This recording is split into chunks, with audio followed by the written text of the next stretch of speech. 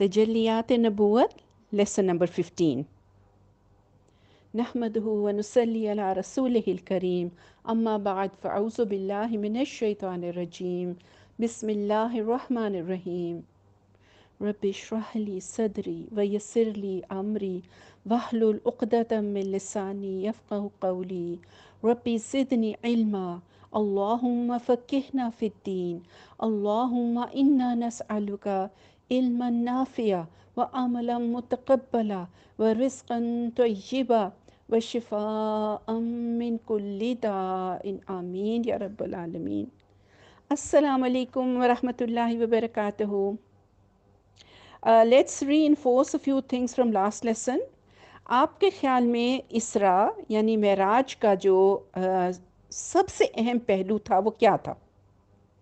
जी, नमाज की फ़र्ज़ियत। अल्लाह ताला ने जितने भी अहकाम हमें दिए हैं वो जिब्रील अलैहिस्सलाम के थ्रू हमें पहुँचे हैं, राइट? वास्ते के साथ पहुँचे हैं, राइट? लेकिन नमाज का हुक्म डायरेक्ट बग़ैर किसी वास्ते के हुज़ूर सल्लल्लाहु अलैहि वसल्लम को दिया गया, आसमानों पे दिया गया। बाकी सब अहकामात हमें कहाँ पे मिले? ज़मीन पे मिले। ये हुक्म आसमान पे बुला के दिया गया। इससे इसकी अहमियत वाज़ेह होती है।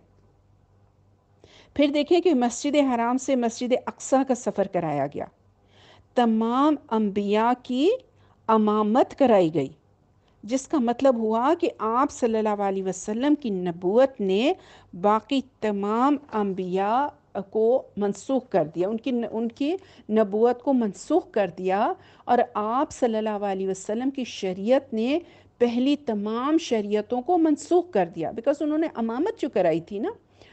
और आपको पता है ना कि हर सजदे के बस इंसान का दर्जा बुलंद होता है, और ये जितनी बुलंदी पे ले जाने वाली चीज़ है, शैतान उसको उतना ही मुश्किल बना देता है, क्योंकि इसने ख़ुद सजदे से इनकार किया था, तो वो नहीं चाहता कि इंसान सजदा करे। तो हमने क्या करना है? इंशाअल्लाह शैतान को हमने कामयाब नहीं होने देना। चलें लेसन शुरू करते हैं। बाब नंबर 3, बाब नंबर 3, पेज नंबर 155, हिजरत मदीना। देखिए, हम पढ़ रहे थे कि ईमान की शुआएँ मक्का से बाहर जाने लगीं, और जहाँ कबाइल ने इनकार किया तो वहाँ इंडिविजुअल्स ईमान लाने लगे थे, और इन 5 के अलावा कबीला खिज़रज से भी 5 सादतमंदों ने इस्लाम कबूल किया था। 6 सादतमंदों ने। ये लोग सन 11 नबूवत में हज के लिए आने वालों के हमरा थे। इधर अहले यसरब जब कभी यहूद को जंग वग़ैरह में ज़िक पहुँचाते तो इनसे सुना करते थे कि एक नबी इस वक्त भेजा जाने वाला है और इसकी बेइज्जत का ज़माना आन लगा है। हम इसकी मैयत में तुम्हें आद और इरम की तरह कत्ल कर डालेंगे। चुनांचे ये लोग मिना की घाटी में रात के वक्त बातें कर रहे थे कि वहाँ से रसूल अल्लाह सल्लल्लाहु अलैहि वसल्लम का गुज़र हुआ। आपने आवाज़ सुनी तो इनके पास पहुंचकर दरियाफ्त किया, आप कौन लोग हैं? उन्होंने कहा, खिज़रज का एक गिरोह है। आप सल्लल्लाहु अलैहि वसल्लम ने फरमाया, यानी यहूद के हलीफ? बोले, हाँ। फरमाया, फिर क्यों ना आप हजरात बैठे, कुछ बातचीत की जाए। देखिए, अप्रोच का कितना ज़बरदस्त तरीका है।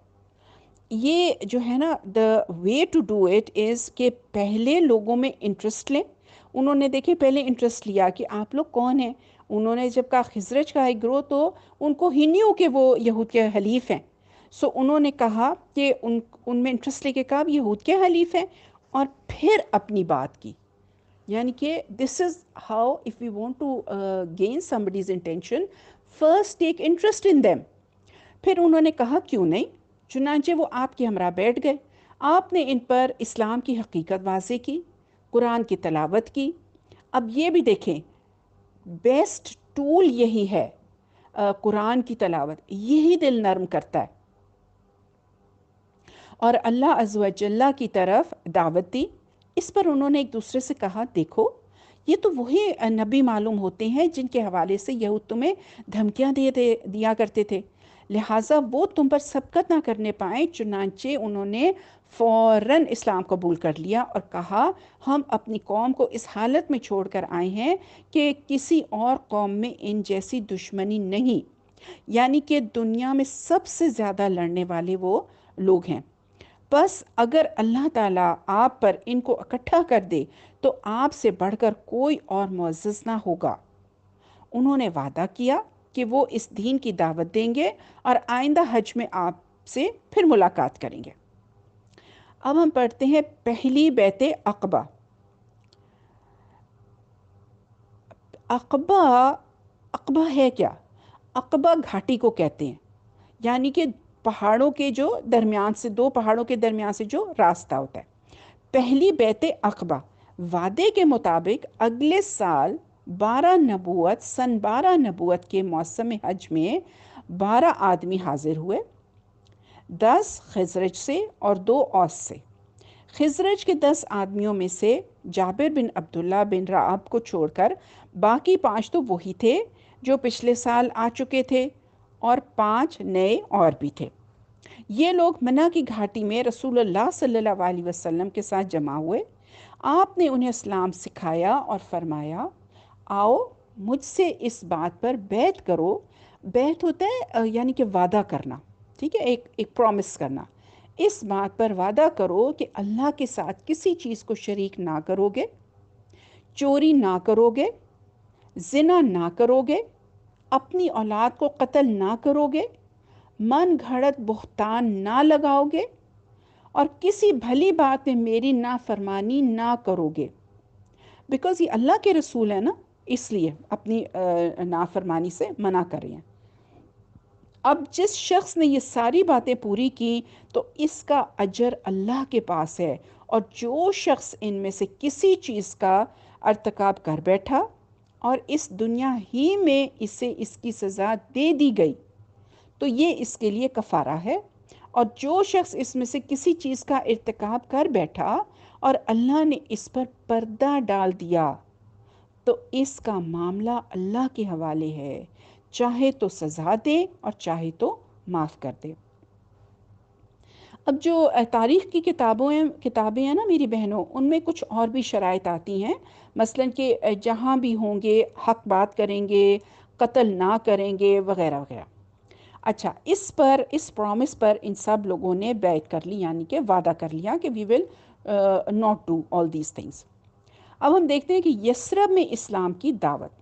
اس کے بعد جب یہ لوگ واپس ہوئے تو نبی صلی اللہ علیہ وسلم نے ان کے ساتھ حضرت مصعب بن عمیر رضی اللہ تعالیٰ عنہ کو روانہ فرما دیا تاکہ وہ لوگوں کو قرآن پڑھائیں اور دین سکھائیں۔ حضرت مصعب بن عمیر نے حضرت ابو امامہ اسد بن زرارہ رضی اللہ تعالیٰ عنہ کے گھر قیام فرمایا۔ پھر وہ دونوں اسلام کی تبلیغ کے لیے سرگرم ہو گئے۔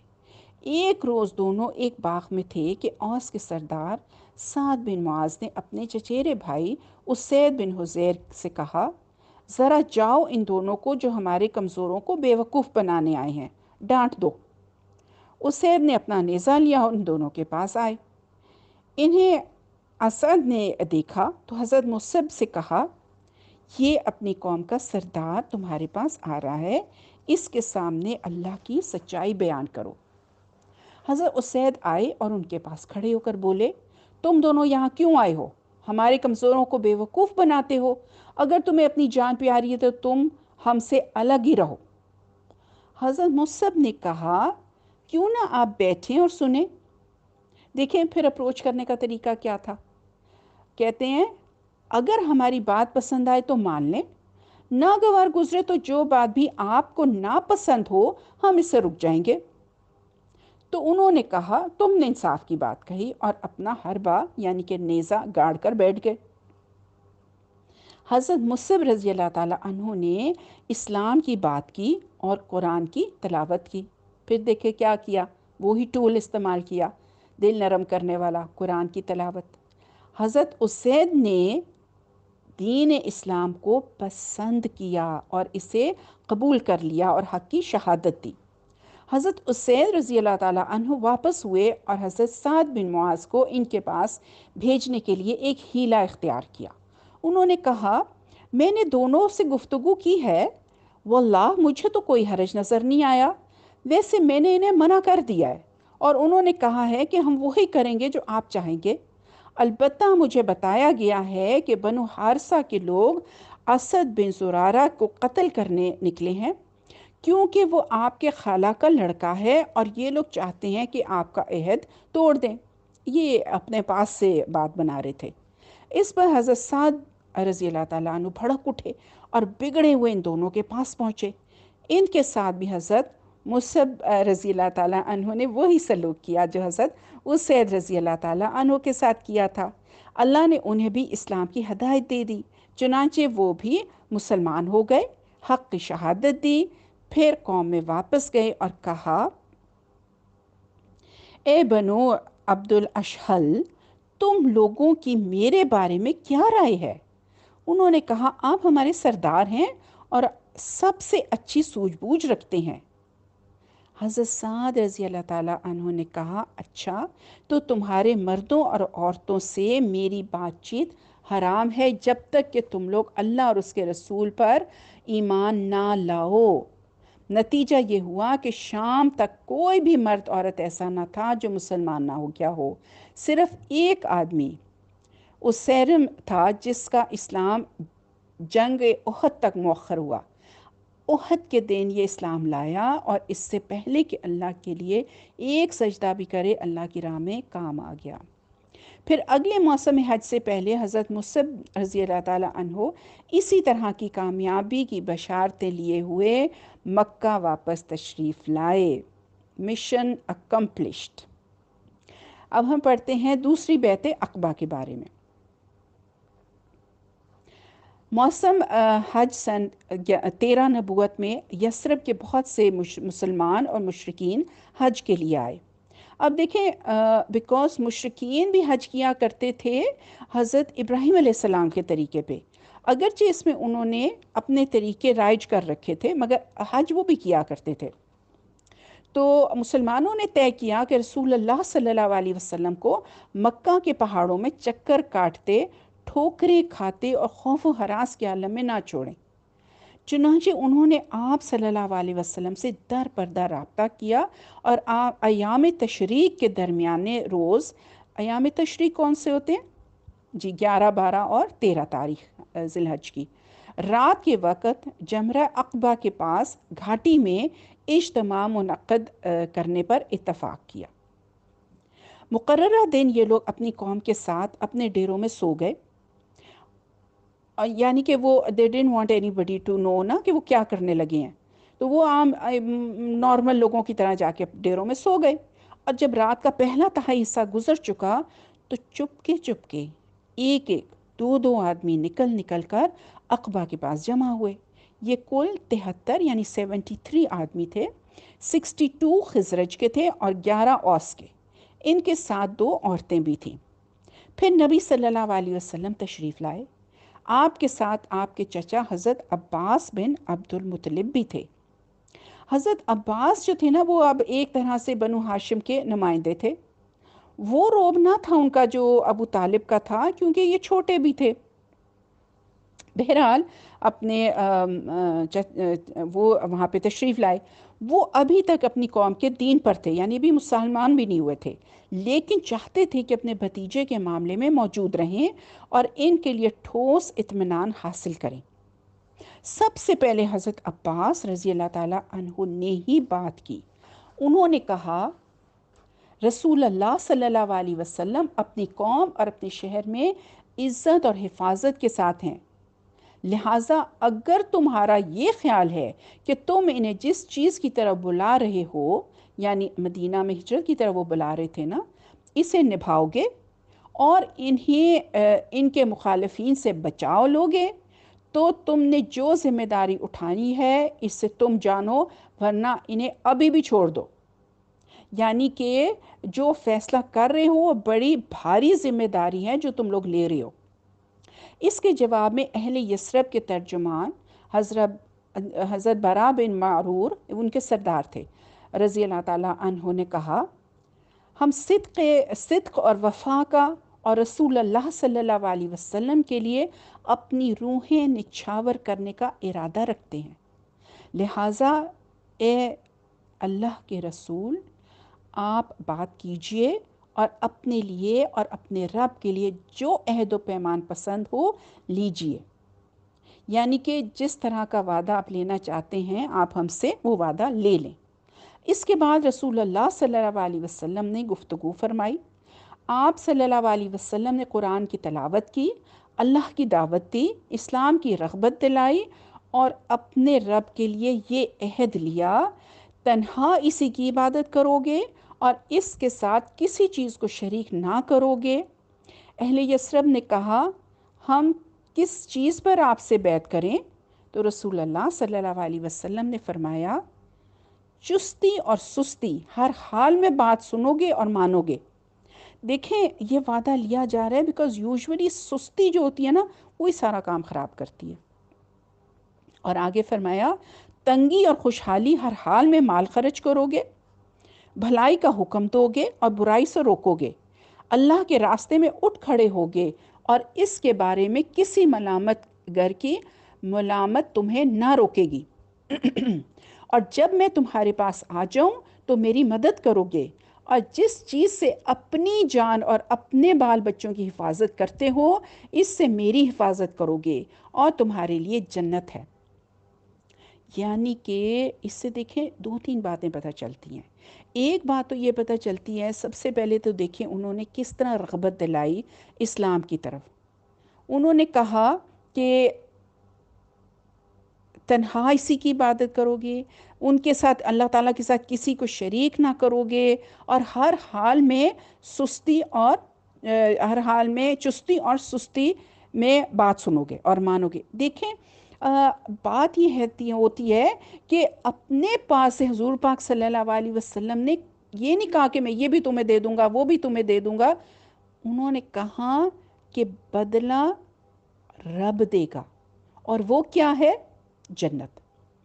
हज़रत उबादा रज़ी अल्लाह ताला अन्हु से एक रवायत में है कि हमने इस बात पर भी बैत की कि हुकूमत के बारे में अहले हुकूमत से निज़ा ना करेंगे, यानी कि दुनियावी ओहदों के पीछे हम नहीं भागेंगे।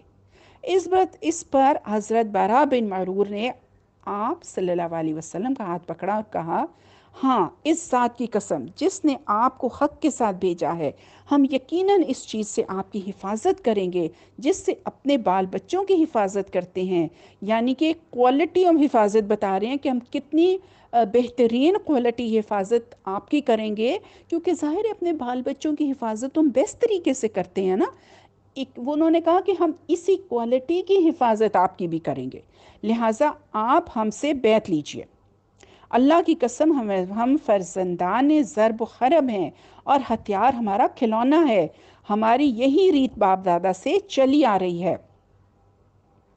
अच्छा देखें माय डियर सिस्टर्स, हिजरत के लिए मदीना ही को क्यों चुना अल्लाह ताला ने? देखिए, हमें यहाँ पे समझ आ रही है ना कि अहले मदीना बहादुर थे। उन्होंने कहा ना कि ज़रब और हरब और हथियार हमारा खिलौना है। तो पता चला कि जंग व जदल में वो माहिर थे और आइंदा इस्लाम को जो चैलेंजेस दरपेश आने थे ना, इनके मुकाबले के लिए मदीना के लोग ही बेहतरीन थे। इतने में अबुल हैसाम बिन तायहान ने बात काटते हुए कहा, ए अल्लाह के रसूल, हमारे और कुछ लोगों के दरमियान जो अहद व पैमान की रस्सियाँ हैं और अब हम उन्हें काटने वाले हैं, यानी यहूद के साथ ना उनके अहद व पैमान थे। कहीं ऐसा तो नहीं कि हम ऐसा कर डालें फिर अल्लाह आपको गलबा अता कर दे तो आप हमें छोड़कर अपनी कौम के पास पलट आएँ। रसूलुल्लाह सल्लल्लाहु अलैहि वसल्लम ने तबस्सुम फरमाया और कहा, नहीं, बल्कि खून खून है और बर्बादी बर्बादी है। मैं आप लोगों से हूँ और आप लोग मुझसे हैं। जिससे आप जंग करेंगे मैं जंग करूँगा और जिससे आप सुलह करेंगे मैं सुलह करूँगा। ठीक इस फैसले कुन लम्हे में हज़रत अब्बास बिन उबैदा बिन नज़ला रज़ी अल्लाह ताला अन्हु आगे बढ़े। उन्होंने कहा, आप लोग जानते हैं कि इनसे किस बात पर बैत कर रहे हैं? इनसे सुर्ख व सियाह यानी कि सारे इंसानों से जंग पर बैत कर रहे हैं। इसलिए अगर आपको अंदाज़ा है कि जब आपके अमवाल का सफाया कर दिया जाएगा यानी कि जंगों में, और आपके इशराफ यानी कि सरदार कत्ल कर दिए जाएंगे, तो आप इनका साथ छोड़ देंगे, तो फिर अभी से छोड़ दीजिए, क्योंकि ये दुनिया और आखिरत की रसवाई है। और अगर आप लोगों का ख्याल ये है कि माल की तबाही और इशराफ के कत्ल के बावजूद अहद निभाएंगे, यानी कि इंतहाई मुश्किल हालात में भी उनका अहद निभाएंगे ये वाला, तो फिर उठें और फिर इन्हें ले लीजिए, क्योंकि ये वल्लाह दुनिया और आखिरत की भलाई है। देखें किस तरह रग़बत दिलाई जा रही है। हम लोग को ये सारी चीज़ें सीखनी है कि जब हम लोगों को किसी दीन की तरफ बुलाते हैं तो हमें उनको किस तरह रग़बत दिलानी है। सिर्फ ये नहीं कहना क्लास हो रही है बस आप लोग आ जाओ, और दिल में सोचना कि दे शुड कम, उनको हमारी बात का पता चल जाना चाहिए। नहीं, प्यार से बुलाएं, दुनिया और आखिरत की भलाई की बातें बताएं। तो लोगों ने कहा, हम इन्हें माल की तबाही और इशराफ के कत्ल के ख़तरे के बावजूद साथ लेते हैं। अल्लाह के रसूल बतलाइए इसके बदले हमारे लिए क्या है? आप सल्लल्लाहु अलैहि वसल्लम ने फरमाया, जन्नत। देखें, नबी सल्लल्लाहु अलैहि वसल्लम ने किसी भी दुनियावी फ़ायदा का वादा ना दिया, बल्कि इन सारी दुनियावी चीज़ों से ऊपर उठाकर जन्नत की बशारत दी, क्योंकि जन्नत ही एक ऐसी चीज़ है जिसके बदले इंसान बड़ी से बड़ी कुर्बानी दे सकता है। आज भी दीन का काम वही संजीदगी से कर सकते हैं मेरी बहनों, जो जन्नत को हासिल करना चाहते हैं। दुनिया में जो भी मिल जाए वो नापायदार है। दुनिया तो बहुत ही हकीर है, उसका बड़ा भी छोटा है और उसका छोटा तो बहुत ही छोटा है। तो लोगों ने कहा, अपना हाथ फैलाएं। आपने अपना हाथ फैलाया और लोगों से बैत के लिए लपके, और लोग बैत के लिए लपके, मगर ऐन इसी वक्त आपका हाथ हज़रत असद बिन ज़रारा रज़ी अल्लाह ताला अन्हु ने पकड़ लिया और कहा, अहले यस्रब, ज़रा ठहरो, हम आपकी खिदमत में ऊँटों के कलेजे मार कर यानी लंबा सफ़र करके इस यकीन के साथ हाजिर हुए हैं कि आप अल्लाह के रसूल हैं। आज आपको यहाँ से ले जाने के मानी हैं सारे अरब से दुश्मनी, अपने चीदा सरदारों का कत्ल और तलवारों की मार। अब अगर आप लोग ये सब कुछ बर्दाश्त कर सकते हैं तो इन्हें ले लें, और आपका अजर अल्लाह पर है। और अगर आप लोग अपने मुतल्लिक कोई अंदेशा रखते हैं तो इन्हें अभी से छोड़ दें, ये अल्लाह के नज़दीक ज़्यादा काबिल उज़र होगा। लोगों ने कहा, असद, अपना हाथ हटाइए, वल्लाह हम इस बैत को छोड़ सकते हैं ना तोड़ सकते हैं। इसके बाद एक एक आदमी ने उठकर बैत की, और राजे तरीन कौल के मुताबिक सबसे पहले बैत करने वाले खुद हज़रत असद बिन ज़रारा थे। एक कौल ये है कि दूसरे कोई और थे, और डिफरेंट लोगों का है। और जब दोनों औरतों की बारी आई तो वो उनसे बैत ज़बानी हुई, यानी कि हाथ नहीं पकड़ा गया। अच्छा जी, 12 नक़ीब यानी कि 12 इंचार्जेस बना दिए ना। बैत मुकम्मल हुई तो रसूलुल्लाह सल्लल्लाहु अलैहि वसल्लम ने लोगों से फरमाया कि वो अपने आप में से 12 नक़ीब पेश करें, यानी कि इंचार्ज बनाएं, जो अपनी कौम के निगरान और उनके मामलात के ज़िम्मेदार होंगे। इस पर 9 आदमी खज़रज से और 3 आदमी औस से मुंतखब किए गए। जब इनका इंतखाब हो चुका तो रसूलुल्लाह सल्लल्लाहु अलैहि वसल्लम ने फरमाया, आप लोग अपनी कौम के जुमला मामलात के कफ़ील हैं, यानी कि आप उनके ज़िम्मेदार हैं, जिस तरह हवारी हज़रत ईसा अलैहिस्सलाम की तरफ से कफ़ील हुए थे, और मैं अपनी कौम यानी मुसलमानों का कफ़ील हूँ। इन सब ने कहा, जी हाँ। यानी कि इससे पता ये चलता है कि दीन का काम मुनज़्ज़म हुए बग़ैर नहीं होता। ये है दूसरी बैत अक़बा, یہ نبی صلی اللہ علیہ وسلم کی اب تک کی زندگی میں سب سے عظیم اور اہم بیعت تھی۔ اس کی وجہ سے واقعات کا رخ بدل گیا اور تاریخ کی لائن تبدیل ہو گئی۔ جب بیعت پوری ہو چکی اور لوگ بکھرنے ہی والے تھے تو ایک شیطان کو اس کا پتہ چل گیا۔ اس نے نہایت بلند آواز سے، جو شاید ہی کبھی سنی گئی ہو، پکار لگائی کہ خیمے والو، کیا محمد سے نپٹو گے؟ اس وقت بے دین اس کے ساتھ ہیں اور وہ تم سے لڑنے کے لیے جمع ہیں۔ رسول اللہ صلی اللہ علیہ وسلم نے فرمایا، او اللہ کے دشمن، میں تیرے لیے جلد ہی فارغ ہو رہا ہوں، اور لوگوں سے فرمایا اپنے اپنے ڈیروں میں چلے جاؤ۔ چنانچہ یہ لوگ اپنے اپنے ٹھکانوں پر واپس ہو کر چلے گئے اور سو گئے، اور وہیں صبح کی۔ ادھر صبح ہوئی تو قریش نے اس پر احتجاج کے لیے اہل یثرب کے خیموں کا رخ کیا، مگر مشرکین یثرب نے کہا کہ یہ خبر بالکل باطل ہے، ایسی کوئی بات ہوئی نہیں، جبکہ مسلمانوں نے چپ سادے رکھی، یعنی نہ سچ بولا نہ جھوٹ بولا، they just kept quiet۔ چنانچہ قریش نے مشرکین کی بات سچ سمجھی اور نامراد واپس چلے گئے۔ لیکن بعد میں قریش کو یقینی طور پر معلوم ہو گیا کہ یہ خبر صحیح تھی، چنانچہ ان کے سواروں نے تیز رفتاری سے اہل یثرب کا پیچھا کیا اور سعد بن عبادہ اور منذر بن عمر کو ازاخر کے پاس جا لیا، لیکن منذر بن عمر نے انہیں بے بس کر دیا اور نکل بھاگے۔ البتہ سعد پکڑے گئے اور انہیں باندھ کر مارتے اور بال گھسیٹتے ہوئے مکہ لے آئے، لیکن وہاں معتم بن عدی حارث بن حرب نے انہیں چھڑا دیا، کیونکہ وہ ان دونوں کے قافلوں کو مدینہ میں پناہ دیا کرتے تھے۔ دیکھیں، ہمیشہ نیکی کام آتی ہے، آپ ہمیشہ لوگوں کے ساتھ نیکی کیا کریں، اللہ ضرور بدلہ نیکی کا نیکی سے ہی دیتے ہیں۔ ادھر انصار نے ارادہ کیا کہ مکہ پر دھاوا بول دیں، مگر اتنے میں حضرت سعد آتے دکھائی دیے، لہٰذا تمام لوگ بخیریت مدینہ روانہ ہو گئے۔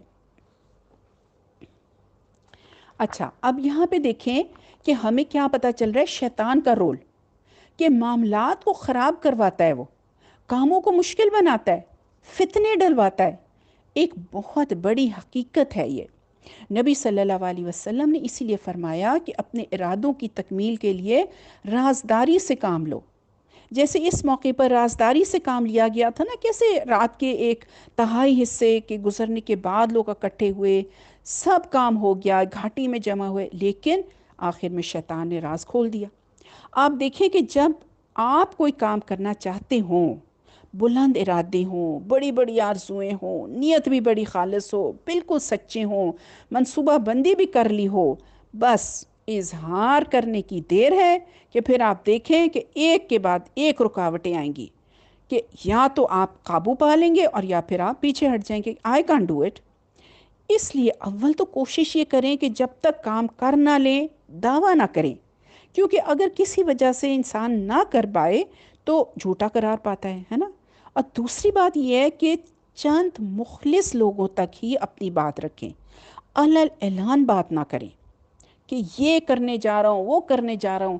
اسی طرح حفاظت کی دعائیں پڑھیں، آیت الکرسی پڑھیں، سورہ البقرہ کی آخری آیات پڑھیں، ان چیزوں کی انتہائی پابندی کریں۔ گھر سے نکلنے کی دعا پڑھیں، واش روم جانے کی دعا پڑھیں، سوتے وقت کے اذکار کی پابندی کریں، کیونکہ یہ ساری چیزیں شیطان کے شر سے محفوظ رکھتی ہیں، آپ ایک قلعے میں آ جاتے ہیں۔ میں یہ ساری دعائیں انشاءاللہ ساتھ اس لیسن کے پوسٹ بھی کر دوں گی۔ ورنہ شیطان آپ پر سستی، بزدلی، کاہلی لاتا ہے، طرح طرح کی مشکلات کھڑی کرتا ہے۔ جب آپ کی ذات سے مایوس ہو جاتا ہے تو پھر آپ کے ارد گرد کے لوگوں کے اندر گھس کر آپ کو راہ سے ہٹاتا ہے اور پتہ ہی نہیں چلنے دیتا کہ کہاں سے کہاں چلا گیا۔ ہوش تب آتا ہے جب انسان پوری طرح شیطان کے آگے پچھڑ جاتا ہے۔ خصوصاً دین کا کام کرنے والے شیطان کو اپنا دشمن سمجھیں۔ قل پڑھیں، قل پڑھنا ویری ویری امپورٹنٹ ہے۔ شیطان غیر اہم چیزوں کو اہم بنا دیتا ہے۔ شیطان کوئی راستہ نہیں چھوڑتا، جو بھی اللہ کے قرب کا ذریعہ ہے اس سے ہٹا دیتا ہے۔ جو جس درجے پہ ہوتا ہے نا، اتنا ہی دور کیا جاتا ہے۔ شیطان کا ایک حربہ کیا ہے؟ سستی دلانا، ہم اور غم دلانا، بخل کروانا، اور کیا کرنا، لوگوں کا خوف دلانا۔ ہمیں دعا بھی کرتے رہنی ہے، بڑی اچھی دعا ہے، اللہم انی اعوذ بک من الہم والحزن والعجز والکسل والجبن والبخل وضلاع الدین وغلبۃ الرجال۔ میں یہ سب آپ لوگوں کو پوسٹ کر دوں گی انشاءاللہ۔ نبی صلی اللہ علیہ وسلم دعاؤں کا بہت اہتمام کرنے کی بہت پابندی کیا کرتے تھے۔ جی آگے اب ہم پڑھتے ہیں مسلمانوں کی ہجرت۔ عقبہ کی اس دوسری بیعت کے بعد عام مسلمانوں نے مدینہ کے لیے ہجرت شروع کر دی، جبکہ بعض صحابہ اس سے پہلے ہی ہجرت کر چکے تھے، اور رسول اللہ صلی اللہ علیہ وسلم کو بھی مسلمانوں کا دار الہجرت دکھلایا جا چکا تھا، اور آپ ان کو اس کی خبر بھی دے چکے تھے۔ آپ صلی اللہ علیہ وسلم نے فرمایا، میں نے دیکھا ہے کہ میں مکہ سے ایک ایسی زمین کی طرف ہجرت کر رہا ہوں جہاں کھجوریں ہیں۔ میرا خیال تھا کہ یمامہ یا ہجر ہے، لیکن وہ مدینہ یثرب تھا۔ اور ایک اور روایت میں آتا ہے کہ حضور پاک صلی اللہ علیہ وسلم نے فرمایا، مجھے تمہارا دار الہجرت دکھلایا گیا۔ وہ ہروں، دو ہروں کے یعنی کہ لاوے کی جو چٹانیں ہیں نا، بلیک چٹانیں، جب چڑھے باہر جا رہے ہوتے ہیں تو وہ نظر بھی آتی ہیں۔ دو ہروں کے درمیان ایک نشیبی زمین، نشیبی ہوتا ہے یعنی کہ نیچے، نشیبی زمین، اب وہ یا تو حجر ہے یا یثرب۔ سب سے پہلے مہاجر ام سلمہ رضی اللہ تعالیٰ عنہ کے شوہر ابو سلمہ مخزومی رضی اللہ تعالیٰ عنہ ہیں۔ وہ بیوی بچے کے ساتھ نکلے، لیکن بیوی کو اس کی قوم نے روک لیا، اور بچے کو ابو سلمہ کے گھر والوں نے ماں سے چھین لیا۔ اور پھر کیا ہوا کہ ابو سلمہ تنہا مدینہ پہنچے۔ یہ بیعت عقبہ سے کوئی 1 سال پہلے کا واقعہ ہے۔ پھر کوئی سال بھر بعد ان لوگوں نے بیوی کو چھوڑ دیا، اور وہ بھی پھر اپنے ہسبینڈ کے پاس آ ملی۔ ان کے بعد عامر بن ربیعہ ان کی بیوی، لیلہ بنت ابی حسمہ اور عبداللہ بن ام مکتوم رضی اللہ تعالیٰ عنہ نے ہجرت کی۔ پھر بیعت عقبہ مکمل ہوئی تو مسلمانوں نے پے در پہ ہجرت کی۔ یہ لوگ قریش کے ڈر سے چپ کے نکلتے تھے، یہاں تک کہ حضرت عمر بن خطاب رضی اللہ تعالیٰ عنہ نے ہجرت کی۔ وہ قریش کو چیلنج کرتے ہوئے ببنگ دہل نکلے، لیکن کسی کو ان کے سامنے آنے کی جرأت نہ ہوئی۔ وہ 20 صحابہ کے ساتھ مدینہ تشریف لائے۔ غیر سارے مسلمانوں نے مدینہ ہجرت کی۔ مہاجرین حبشہ بھی مدینہ آ گئے۔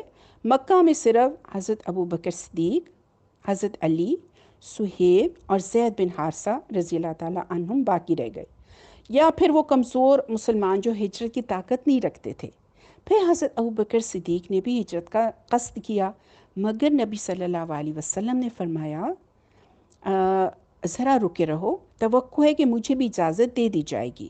حضرت ابو بکر صدیق نے کہا، میرے ماں باپ آپ پر فدا، آپ کو اس کی توقع ہے؟ آپ نے فرمایا ہاں۔ چنانچہ حضرت ابو بکر صدیق رک گئے تاکہ رسول اللہ صلی اللہ علیہ وسلم کے ساتھ سفر کر سکیں۔ ان کے پاس 2 اونٹنیاں تھیں۔ انہیں سفر ہجرت کے لیے ببول کے پتے کھلا کھلا کر خوب تیار کیا۔ دیکھیں 4 ماہ انتظار کی، بھلا کیا وجہ ہوئی؟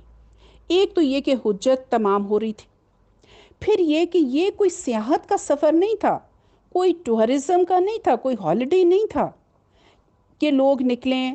وہاں پہ نہ سہولتیں تھیں، سب کچھ چھوڑ کر جا رہے تھے۔ پھر اللہ کا حکم آتا تو ہجرت کرنی تھی۔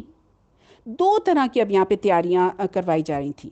ایک تو شخصی کہ سوچ سمجھ کر فیصلہ کریں، قریبی رشتہ داروں کو چھوڑ رہے تھے، دوستیاں چھوڑ رہے تھے، محبت کے تعلقات چھوڑ رہے تھے، اپنے رزق کے وسائل چھوڑ رہے تھے، یعنی کہ they were leaving everything behind, they were burning their boats and going۔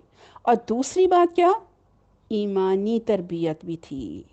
اب ایسی آیات نازل ہونے لگیں جس میں ہجرت کا ذکر تھا کہ اب یہاں رہا جا ہی نہیں سکتا۔ صحابہ کو سمجھ آ گئی۔ پھر حضور نے 4 ماہ صبر سے انتظار کیا اور لوگوں کی امانتیں بھی واپس کی، جب تک کہ اللہ تعالیٰ کا حکم نازل نہ ہو گیا۔ قریش دارالندوہ میں، اب قریش یہ دیکھ کر غصے سے دیوانے ہو گئے کہ مسلمانوں نے حفظ و امان کی ایک ایسی جگہ پا لی ہے۔ انہیں مسلمانوں کی ہجرت اور مدینے میں اجتماع سے اپنے دین، اپنی تجارت اور اپنے وجود کے لیے خطرہ محسوس ہونے لگا۔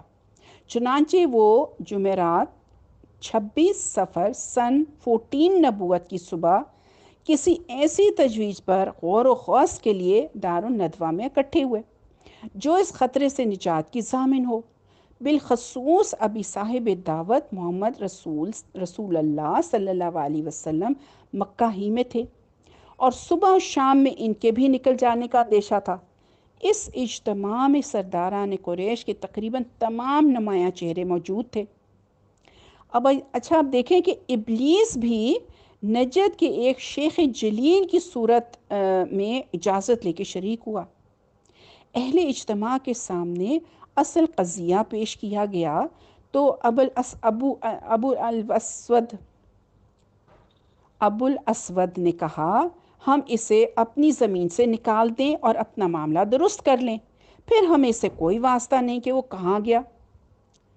شیخ نجدی نے کہا، تم دیکھتے نہیں اس کی باتیں کتنی عمدہ ہیں، اس کے بول کتنے میٹھے ہیں۔ یہ شیطان تھا جو بول رہا، ابلیس۔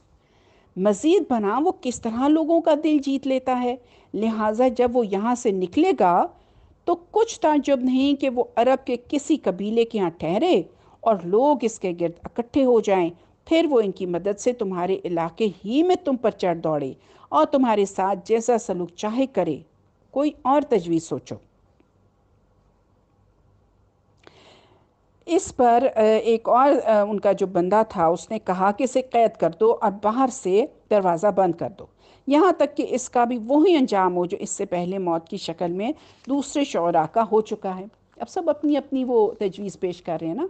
تو نجدی نے کہا، شیخ نجدی نے کہا، واللہ اگر تم لوگوں نے اسے قید کر دیا تو یہ بات اس کے ساتھیوں تک ضرور پہنچ جائے گی، اور وہ اسے اپنے باپ اور بیٹوں سے بھی بڑھ کر مانتے ہیں، لہٰذا کچھ بعید نہیں کہ وہ دھاوا بول کر اس کو تمہارے قبضے سے نکال لے جائیں، پھر اس کی مدد سے اپنی تعداد بڑھا کر تمہیں مغلوب کر لیں، لہٰذا کوئی اور تجویز سوچو۔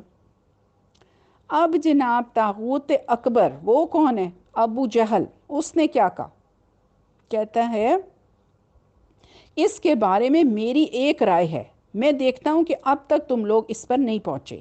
وہ رائے یہ ہے کہ ہم ہر قبیلے سے ایک مضبوط صاحب نسب اور بانکا جوان منتخب کریں، پھر ہر ایک کو ایک تیز تلوار دیں، اس کے بعد سب کے سب اس شخص کا رخ کریں اور اسے اس طرح یک بارگی تلوار مار کے قتل کر دیں جیسے ایک ہی آدمی نے تلوار ماری ہو۔ استغفر اللہ۔ اور اس طرح ان کا خون سارے قبائل میں بکھر جائے گا اور عبد مناف سارے قریش سے جنگ نہ کر سکیں گے، اس لیے دیت یعنی خون بہا لینے پہ راضی ہو جائیں گے اور وہ ہم انہیں دے دیں گے۔ شیخ نجدی نے کہا، یہ ہے بات جو اس جوان نے کہی، رائے تو یہی ہے، دیگر ہیچ یعنی کہ دیگر کوئی باتیں جو ہیں وہ دے نتھنگ۔ اہل اجتماع نے بھی یہی رائے پاس کی اور اٹھ کر اس کی تنفیذ کی تیاریوں میں مصروف ہو گئے۔ اب ہم دیکھتے ہیں کہ نبی صلی اللہ علیہ وسلم کی مدینہ کی طرف ہجرت۔ اب قریش کی تدبیر اور اللہ تعالیٰ کی تدبیر، اس قسم کے اجتماع یعنی کہ جو دارالندوہ میں ہوا تھا کا مزاج ہی ہوتا ہے کہ وہ انتہائی رازدارانہ طور پہ ہو، کیونکہ اس میں قتل کرنے کے فیصلے ہو رہے ہوتے ہیں نا، تو ظاہری سطح پر کوئی ایسی حرکت پیش نہ آئے جو روزمرہ کے خلاف اور عام عادت سے مختلف ہو، کہ کوئی شخص سازش اور خطرے کی بو نہ سونگھ لے اور کسی کے دل میں یہ بات بھی نہ گزرے کہ یہ خاموشی کسی شر کا پیش خیمہ ہے۔ یہ قریش کا مکر تھا، لیکن انہوں نے یہ مکر اللہ سبحانہ و تعالیٰ کے مقابلے میں کیا، اس لیے انہیں اللہ نے اس طرح نامراد کیا کہ وہ سمجھ بھی نہ سکے۔ چنانچہ حضرت جبریل علیہ السلام نازل ہوئے، نبی صلی اللہ علیہ وسلم کو قریش کی سازش کی خبر دی، ہجرت کی اجازت دی، نکلنے کا وقت مقرر کیا، یعنی کہ پوری پلاننگ وہاں سے آ رہی ہے، نکلنے کا وقت مقرر کیا اور قریش کے مکر کو رد کرنے کا پروگرام بنایا۔ چنانچہ فرمایا، جس بستر پر آپ سویا کرتے ہیں آج کی رات اس بستر پر نہ سوئیں۔ ادھر ٹھیک دوپہر کے وقت جب لوگ اپنے اپنے گھروں میں آرام کرتے تھے، رسول اللہ صلی اللہ علیہ وسلم حضرت ابو بکر صدیق کے گھر تشریف لے گئے۔ اچھا پہلے یہ دیکھیں، یہ سارا کچھ جو ہے نا فرسٹ پارٹ آف پلان ہے۔ اللہ نے مکر کو رد کرنے کا طریقہ بنایا، تو ہمیں اس سے لیسن کیا ملتا ہے کہ اپنے آپ کو کسی کام کے کرنے کے لیے پلاننگ کرنی چاہیے۔ دنیاوی اسباب کو یوز کرنے کے بعد اللہ پر توکل کریں فار ہز ڈیوائن ہیلپ۔ تو انہوں نے کیا کیا پھر کہ وہ حضرت ابو بکر صدیق کے گھر تشریف لے گئے اور ان کے ساتھ ہجرت کا پروگرام طے کیا۔ اب یہاں پہ بھی دیکھیں ہمیں پتہ چلتا ہے کہ کسی کام کرنے کے لیے مخلص دوست اور ساتھی چاہیے ہوتے ہیں۔ تو انہوں نے چنانچہ دونوں سواریوں کا سامان نہایت تیزی کے ساتھ تیار کیا گیا، اور عبداللہ بن عریقۃ لیثی سے جو ابھی تک دین قریش ہی پر تھے یہ بات طے کی اور اس کا عہد و پیمان لیا کہ وہ اجرت پر ان کو مدینہ لے جائیں گے۔ اب دیکھیں اس سے پتہ چلتا ہے کہ نان مسلم سے بھی مدد لی جا سکتی ہے۔ یہ شخص راستوں کا بڑا ماہر تھا۔ اسے کہہ دیا گیا کہ وہ 3 رات کے بعد جبل سور کے پاس آئے، اور اس کے بعد رسول اللہ صلی اللہ علیہ وسلم واپس آ کر اپنے روزمرہ کے کام میں حسب عادت اسی طرح لگ گئے کہ کسی کو محسوس تک نہ ہوا کہ قریش کی قرارداد سے بچنے کے لیے آپ صلی اللہ علیہ وسلم ہجرت کی یا کسی اور کام کی تیاری کر رہے ہیں۔ رسول اللہ صلی اللہ علیہ وسلم کی عادت یہ تھی کہ آپ نماز عشاء کے بعد شروع رات میں سو جاتے اور آدھی رات کے بعد گھر سے نکل کر مسجد حرام تشریف لے جاتے اور وہاں تہجد کی نماز پڑھتے۔ اس رات آپ صلی اللہ علیہ وسلم نے حضرت علی رضی اللہ تعالیٰ عنہ کو اپنے بستر پہ سلا دیا اور بتلایا کہ تمہیں کوئی ذکر نہ پہنچے گی۔ اب کئی کہتے ہیں کہ یہ ضعیف حدیث ہے، مگر بہرحال بکس میں یہی لکھا ہوا ہے، کافی بکس میں یہی لکھا ہوا ہے کہ حضرت علی کو اپنے بستر پہ انہوں نے سلا دیا۔ چنانچہ جب عام لوگ سو گئے اور رات پرسکون ہو گئی تو سازشی لوگوں نے چپکے سے آ کے رسول اللہ صلی اللہ علیہ وسلم کا گھر گھیر لیا۔ حضرت علی بن ابو طالب رضی اللہ تعالیٰ عنہ کو آپ صلی اللہ علیہ وسلم کے بستر پر آپ کی سبز حضرمی چادر اوڑھ کر سوئے ہوئے دیکھا تو سمجھا کہ محمد صلی اللہ علیہ وسلم ہے۔ چنانچہ وہ غرور اور تکبر سے مٹکنے لگے اور آپ کی گھات میں بیٹھ گئے، یعنی کہ they were very happy کہ بس اب ہم نے پکڑ لیا ان کو، کہ جب آپ اٹھیں گے اور باہر نکلیں گے تو آپ پر ٹوٹ پڑیں گے۔ اور یہ اللہ سبحانہ و تعالیٰ کی طرف سے قریش کے مکر کا جواب تھا۔ سورہ الانفال میں اللہ تعالیٰ فرماتے ہیں، اور جب کفار آپ کے خلاف مکر کر رہے تھے تاکہ آپ کو قید کر لیں یا قتل کر دیں یا باہر کریں، اور وہ داؤ چل رہے تھے، اور اللہ بھی داؤ چل رہا تھا، اور اللہ سب سے بہتر داؤ والا ہے۔ اب ہم دیکھتے ہیں رسول اللہ صلی اللہ علیہ وسلم نے اپنا گھر چھوڑتے ہیں۔ ادھر رسول اللہ صلی اللہ علیہ وسلم عین اس حالت میں جب کہ لوگ آپ کا گھر گھیرے ہوئے تھے باہر تشریف لائے اور یہ آیت تلاوت فرماتے ہوئے ان کے سروں پر مٹی ڈال دی۔ سورہ یاسین کی یہ آیت ہے، ہم نے ان کے آگے رکاوٹ کھڑی کر دی اور ان کے پیچھے رکاوٹ کھڑی کر دی، بس ہم نے انہیں ڈھانک دیا لہٰذا وہ دیکھ نہیں رہے۔ آپ صلی اللہ علیہ وسلم دیکھیں ان کے درمیان میں سے نکل گئے and they could not see anything۔ چنانچہ اللہ تعالیٰ نے ان کی نگاہیں سلب کر ڈالیں اور وہ آپ کا مطلق احساس نہ کر سکے۔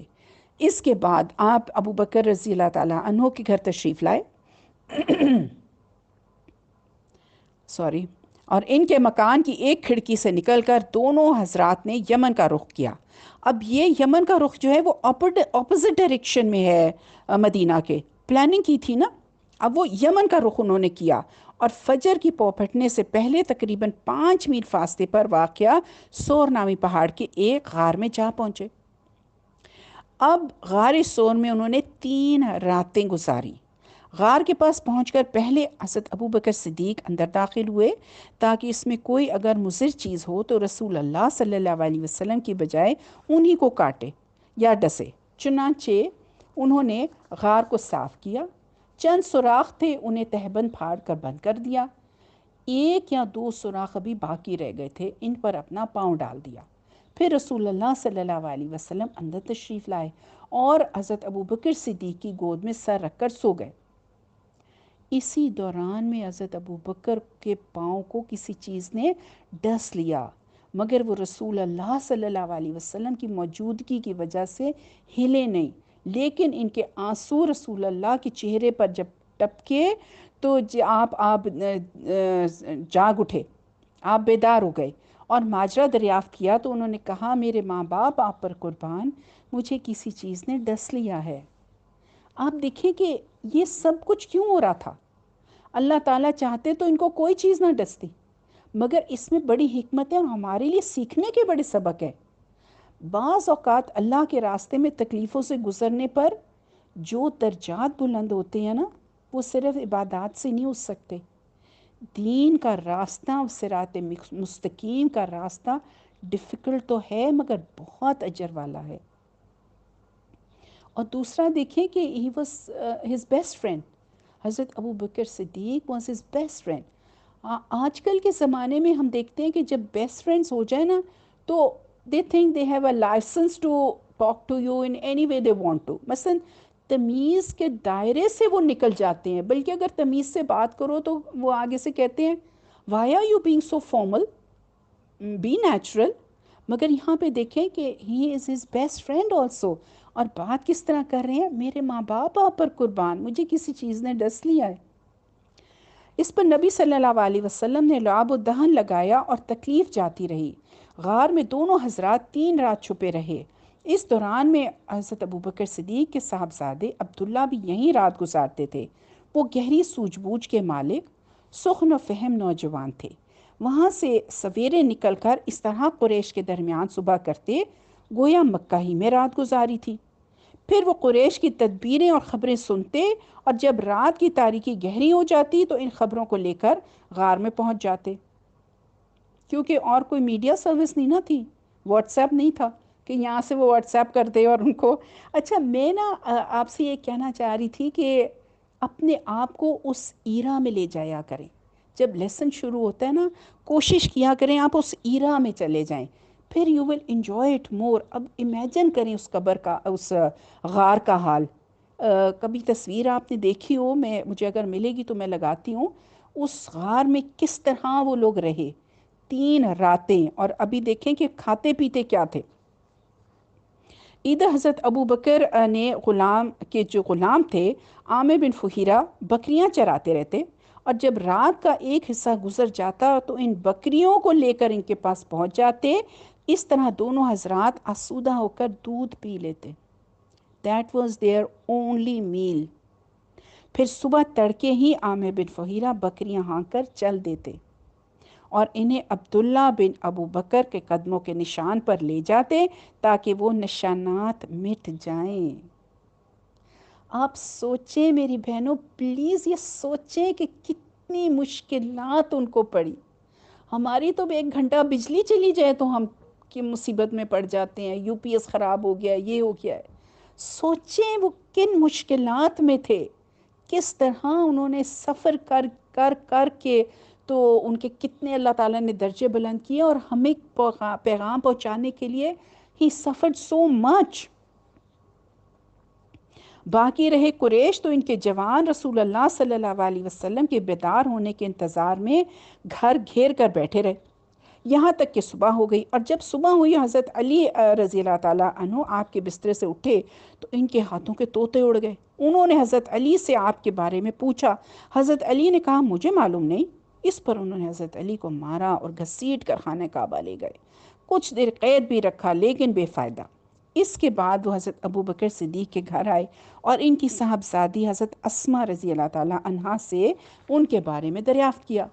حضرت اسماء نے کہا مجھے معلوم نہیں۔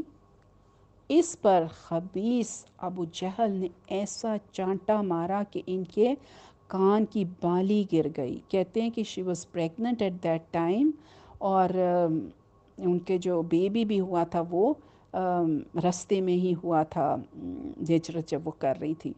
پھر انہوں نے ہر جانب تلاش شروع کر دی اور اعلان کیا کہ جو کوئی ان دونوں کو زندہ یا مردہ حاضر کرے اسے ہر ایک کے بدلے 100 اونٹ انعام دیے جائیں گے. دیکھیں کتنا بڑا انعام انہوں نے پیش کیا کہ یہ سن کر تو آئی ایم شیور ہر ایک آپ صلی اللہ علیہ وسلم کو ڈھونڈنے میں لگ گیا. اب یہ ہوا کہ تلاش کرنے والے غار کے دہانے تک جا پہنچے، اس قدر قریب آ کر، اس قدر قریب کہ اگر کوئی شخص سر نیچا کرتا اور اپنا پاؤں دیکھتا تو انہیں بھی دیکھ لیتا. اس صورتحال سے رسول اللہ صلی اللہ علیہ وسلم کے بارے میں حضرت ابو بکر صدیق کو سخت غم ہوا. اس صورتحال میں تو آپ صلی اللہ علیہ وسلم نے کیا فرمایا؟ آپ صلی اللہ علیہ وسلم نے فرمایا، ابو بکر، ایسے 2 آدمیوں کے بارے میں تمہارا کیا خیال ہے جن کا تیسرا اللہ ہے؟ غم نہ کرو، یقیناً اللہ ہمارے ساتھ ہے. یعنی شدید خوف کا عالم بھرا ہوا تھا اس رات میں. اب میں کلائمیکس پہ لیسن ختم کر رہی ہوں. انشاءاللہ تعالی نیکسٹ لیسن میں ہم کنٹینیو رکھیں گے بشرط زندگی. ربنا تقبل منا انک انت السمیع العلیم وتب علینا انک انت التواب الرحیم. سبحانک اللہم وبحمدک نشہد ان لا الہ الا انت نستغفرک ونتوب الیک. السلام علیکم ورحمۃ اللہ وبرکاتہ. تجلیات نبوت لیسن نمبر 16. نحمده ونصلي على رسوله الكريم اما بعد فاعوذ بالله من الشيطان الرجيم بسم الله الرحمن الرحيم. رب اشرح لي صدري ويسر لي امري واحلل عقدة من لساني يفقهوا قولي. ربي زدني علما اللهم فقهنا في الدين. اللهم انا نسألك علما نافعا وعملا متقبلا ورزقا طیبا وشفاء من کل داء. آمین یا رب العالمین. السلام علیکم ورحمۃ اللہ وبرکاتہ. ہم ہجرت کے بارے میں پڑھ رہے تھے تو دیکھتے ہیں کہ اللہ نے نبی صلی اللہ علیہ وسلم کی ہجرت کی وجہ سے مدینہ کو کیا فضیلت عطا کی. خود نبی صلی اللہ علیہ وسلم اس شہر سے بہت محبت کرتے تھے. اسے دار الہجرہ کہتے ہیں. حضور پاک صلی اللہ علیہ وسلم نے فرمایا تھا کہ احد کا پہاڑ ہم سے محبت کرتا ہے اور ہم اس سے. اور اس کا اصل نام جو ہے مدینہ کا اصل نام ہے مدینۃ النبی. مدینہ کو جو لفظی معنی ہوتا ہے نا اس کا میننگ ہے شہر، سٹی، اور مدینۃ النبی کا مطلب ہوا نبی کا شہر. حضرت عائشہ فرماتی ہیں کہ ہم جب مدینہ آئے تو وہاں وبا تھی، تو حضرت بلال رضی اللہ تعالیٰ عنہ اور حضرت ابو بکر صدیق بیمار ہو گئے. تو حضور پاک صلی اللہ علیہ وسلم نے دعا کی، میں مفہوم بتا رہی ہوں، کہ اے اللہ جیسے تو نے مکہ کو ہمارے لیے محبوب بنا دیا تھا، مدینہ کو بھی ہمارے لیے اس سے بھی زیادہ محبوب بنا دے، اور مدینہ کو صحت کی جگہ بنا دے، اور ہمارے لیے مدینہ کے پیمانے میں برکت فرما دے، اور مدینہ کی وبا کا رخ پھیر دے. اور مدینہ میں جو بھی پہلا پھل آتا تھا نا حضور پاک صلی اللہ علیہ وسلم کی خدمت میں پیش کیا جاتا تھا، تو حضور اس پر دعا پڑھا کرتے تھے. آپ صلی اللہ علیہ وسلم کے پاس جو بھی پھل موجود ہوتا، آپ اس کو سب سے پہلے بھلا کس کو دیتے؟ آپ اس کو سب سے پہلے بچوں میں جو سب سے چھوٹا ہوتا تھا اس کو دیتے تھے. اب اس میں کیا حکمت ہے، کیا وجہ ہو سکتی ہے؟ دیکھیں، جس تحریک میں بچے شامل ہو جائیں نا وہ کبھی ناکام نہیں ہوتی، کیونکہ جب بچے اس کام کو اتنا اہم سمجھتے ہیں جتنا بڑے سمجھتے ہیں، تو پھر بڑوں کا ویژن بچوں میں ٹرانسفر ہو جاتا ہے. بڑوں نے تو رخصت ہو جانا ہے، بچوں نے آگے کام کرنا ہے. لہٰذا حضور پاک صلی اللہ علیہ وسلم بچوں کو مختلف مواقعوں پر اہمیت دیتے نظر آتے تھے. جیسے یہاں پہ بھی ہمیں پتہ چل رہا ہے کہ حضور پاک صلی اللہ علیہ وسلم بچوں کو اہمیت دے رہے ہیں۔ ابو ہریرہ رضی اللہ تعالیٰ عنہ سے روایت ہے کہ رسول اللہ صلی اللہ علیہ وسلم کی خدمت میں پہلا پھل لایا جاتا تو وہ فرماتے اے اللہ ہمارے لیے مدینہ میں اور ہمارے پھلوں میں اور ہمارے مد میں اور ہمارے سا میں برکت عطا فرما دے۔ اور حضرت ابو ہریرہ سے ہی روایت ہے کہ انہوں نے بیان کیا کہ رسول اللہ صلی اللہ علیہ وسلم نے فرمایا کہ مدینہ کے دروازوں پر فرشتے ہیں، وہاں نہ طاعون اور نہ دجال داخل ہوگا۔ حضرت ابو بکر رضی اللہ تعالیٰ عنہ نبی صلی اللہ علیہ وسلم سے روایت کرتے ہیں کہ انہوں نے فرمایا مدینہ میں مسیح اور دجال کا رعب بھی داخل نہ ہو سکے گا۔ اس زمانے میں مدینہ کے 7 دروازے ہوں گے اور ہر دروازے پہ 2 فرشتے ہوں گے۔ عامر بن سعد رضی اللہ تعالیٰ عنہ اپنے والد سے روایت کرتے ہیں کہ رسول اللہ صلی اللہ علیہ وسلم نے فرمایا کہ یہ مدینہ ان کے لیے بہتر ہے، کاش کہ وہ جان لیں، اور کوئی مدینہ کو نہیں چھوڑتا مگر اللہ تعالیٰ اس سے بہتر آدمی اس میں بھیج دیتے ہیں، اور جو آدمی بھی مدینہ کی بھوک، پیاس اور محنت اور مشقت پر صبر کرے تو میں قیامت کے دن اس کی سفارش کروں گا، اس کے حق میں گواہی دوں گا۔ ابن عمر رضی اللہ تعالیٰ عنہ کہتے ہیں کہ ان کی ایک لونڈی ان کے پاس آئی اور کہا مجھ پر وقت بہت سخت ہو گیا ہے، میں عراق جانے کا ارادہ رکھتی ہوں۔ ابن عمر نے کہا تم شام کی طرف کیوں نہیں جاتی جو حشر کی جگہ ہے؟ ارے بے وقوف صبر کر، میں نے رسول اللہ صلی اللہ علیہ وسلم کو فرماتے ہوئے سنا ہے کہ جس نے مدینہ کی سختی اور تنگی پر صبر کیا میں روز قیامت اس کا گواہ یا سفارشی بنوں گا۔ اس لیے اگر وہاں پہ میری بہنوں کبھی کوئی پریشانی ہو تو ہمیں پھر کیا کرنا ہے؟ انشاءاللہ تعالی ہمیں صبر کرنا ہے، کیونکہ جس حدیث میں آتا ہے کہ حضور پاک صلی اللہ علیہ وسلم فرماتے ہیں کہ جب بھی مدینہ میں عملی پہلو، دیکھیں حدیث ہم نے ابھی پڑھی ہے کہ جس نے مدینہ کی سختی اور تنگی پر صبر کیا میں قیامت کے دن اس کا حمایتی اور سفارشی ہوں گا۔ اس کا عملی پہلو کیا ہے؟ What do we learn from this؟ کہ جب بھی مدینہ میں جائیں، دیکھیں عمرہ کرنے جاتے ہیں، حج کرنے جاتے ہیں تو وہاں پہ ہمیں پرابلمز ہو ہی جاتی ہیں، ہے نا؟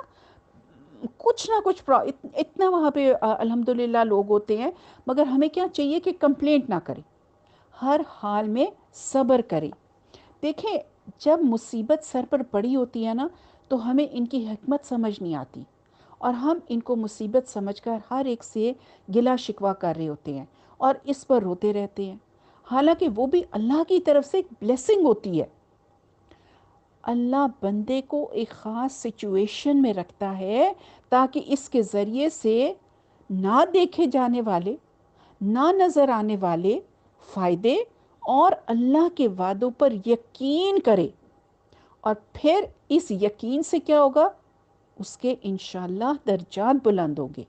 نہ صرف آخرت میں درجات بلند ہوتے ہیں بلکہ دنیا میں بھی انسان کے اندر مزید علم و حکمت آتی ہے۔ انسان کو بہت سی ایسی چیزیں سمجھ نہیں آتی جو اس مصیبت یا مشکل کے بغیر آ ہی نہیں سکتی ہیں۔ تو اس لیے یہ قاعدہ یاد رکھیں مائی سسٹرز کہ جس وقت تکلیف آئے تو اس وقت پوری انرجی اس پر لگا دیں کہ میں اس وقت پازیٹیو کیسے رہوں، مثبت کیسے رہوں، اور اس شر کے اندر خیر کو میں کیسے دیکھوں، اس درد کے اندر بھلائی اور فائدہ کون سا ہے۔ کیونکہ چیزیں جو سامنے نظر آ رہی ہوتی ہیں نا وہ ویسی نہیں ہوتی، ان کے پیچھے کوئی اور مقصد ہوتا ہے جو اس وقت ہمیں نظر نہیں آتا۔ لہٰذا جس معاملے میں صبر کے لیے کہا گیا اس پر صبر کریں، اور اس کا یہ مطلب نہیں کہ دعا نہ کریں، علاج نہ کریں، تکلیف دور نہ کریں۔ دیکھیں جب تکلیف آتی ہے تو دعاؤں میں بھی کثرت ہو جاتی ہے، اور جب دعاؤں میں کثرت ہو جاتی ہے تو اس کا کیا فائدہ ہوتا ہے کہ دنیا میں تکلیف دور ہو جاتی ہے یا پھر آخرت کے لیے اجر جمع ہو جاتا ہے انشاءاللہ۔ چلیں اب ہم لیسن شروع کرتے ہیں۔ پیج نمبر 172 مدینے کی راہ میں ہم پڑھ رہے تھے کہ حضرت ابوبکر صدیق اور حضور پاک صلی اللہ علیہ وسلم جو تھے وہ غار میں تھے، مگر وہاں پہ انہوں نے کیا کہا تھا؟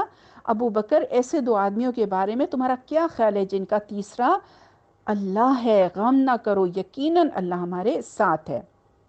اب ہم دیکھتے ہیں مدینہ کی راہ میں سوموار کی رات ربیع الاول سن 1 ہجری کی چاند رات رہنما عبداللہ بن اریقط لیثی وعدے کے مطابق سواریاں لے کر جبل سور کے دامن میں آیا، اور رسول اللہ صلی اللہ علیہ وسلم اور حضرت ابو بکر رضی اللہ تعالیٰ عنہ نے کوچ فرمایا۔ ان کے ساتھ عامر بن فہیرہ بھی تھے۔ رہنما پہلے جنوب کی جانب یمن کے رخ پہ دور تک چلا گیا، پھر مغرب کی طرف مڑا اور ساحل سمندر کا رخ کیا۔ دیکھیں وہ بھی ایک ڈیفرنٹ راستے سے نکلے۔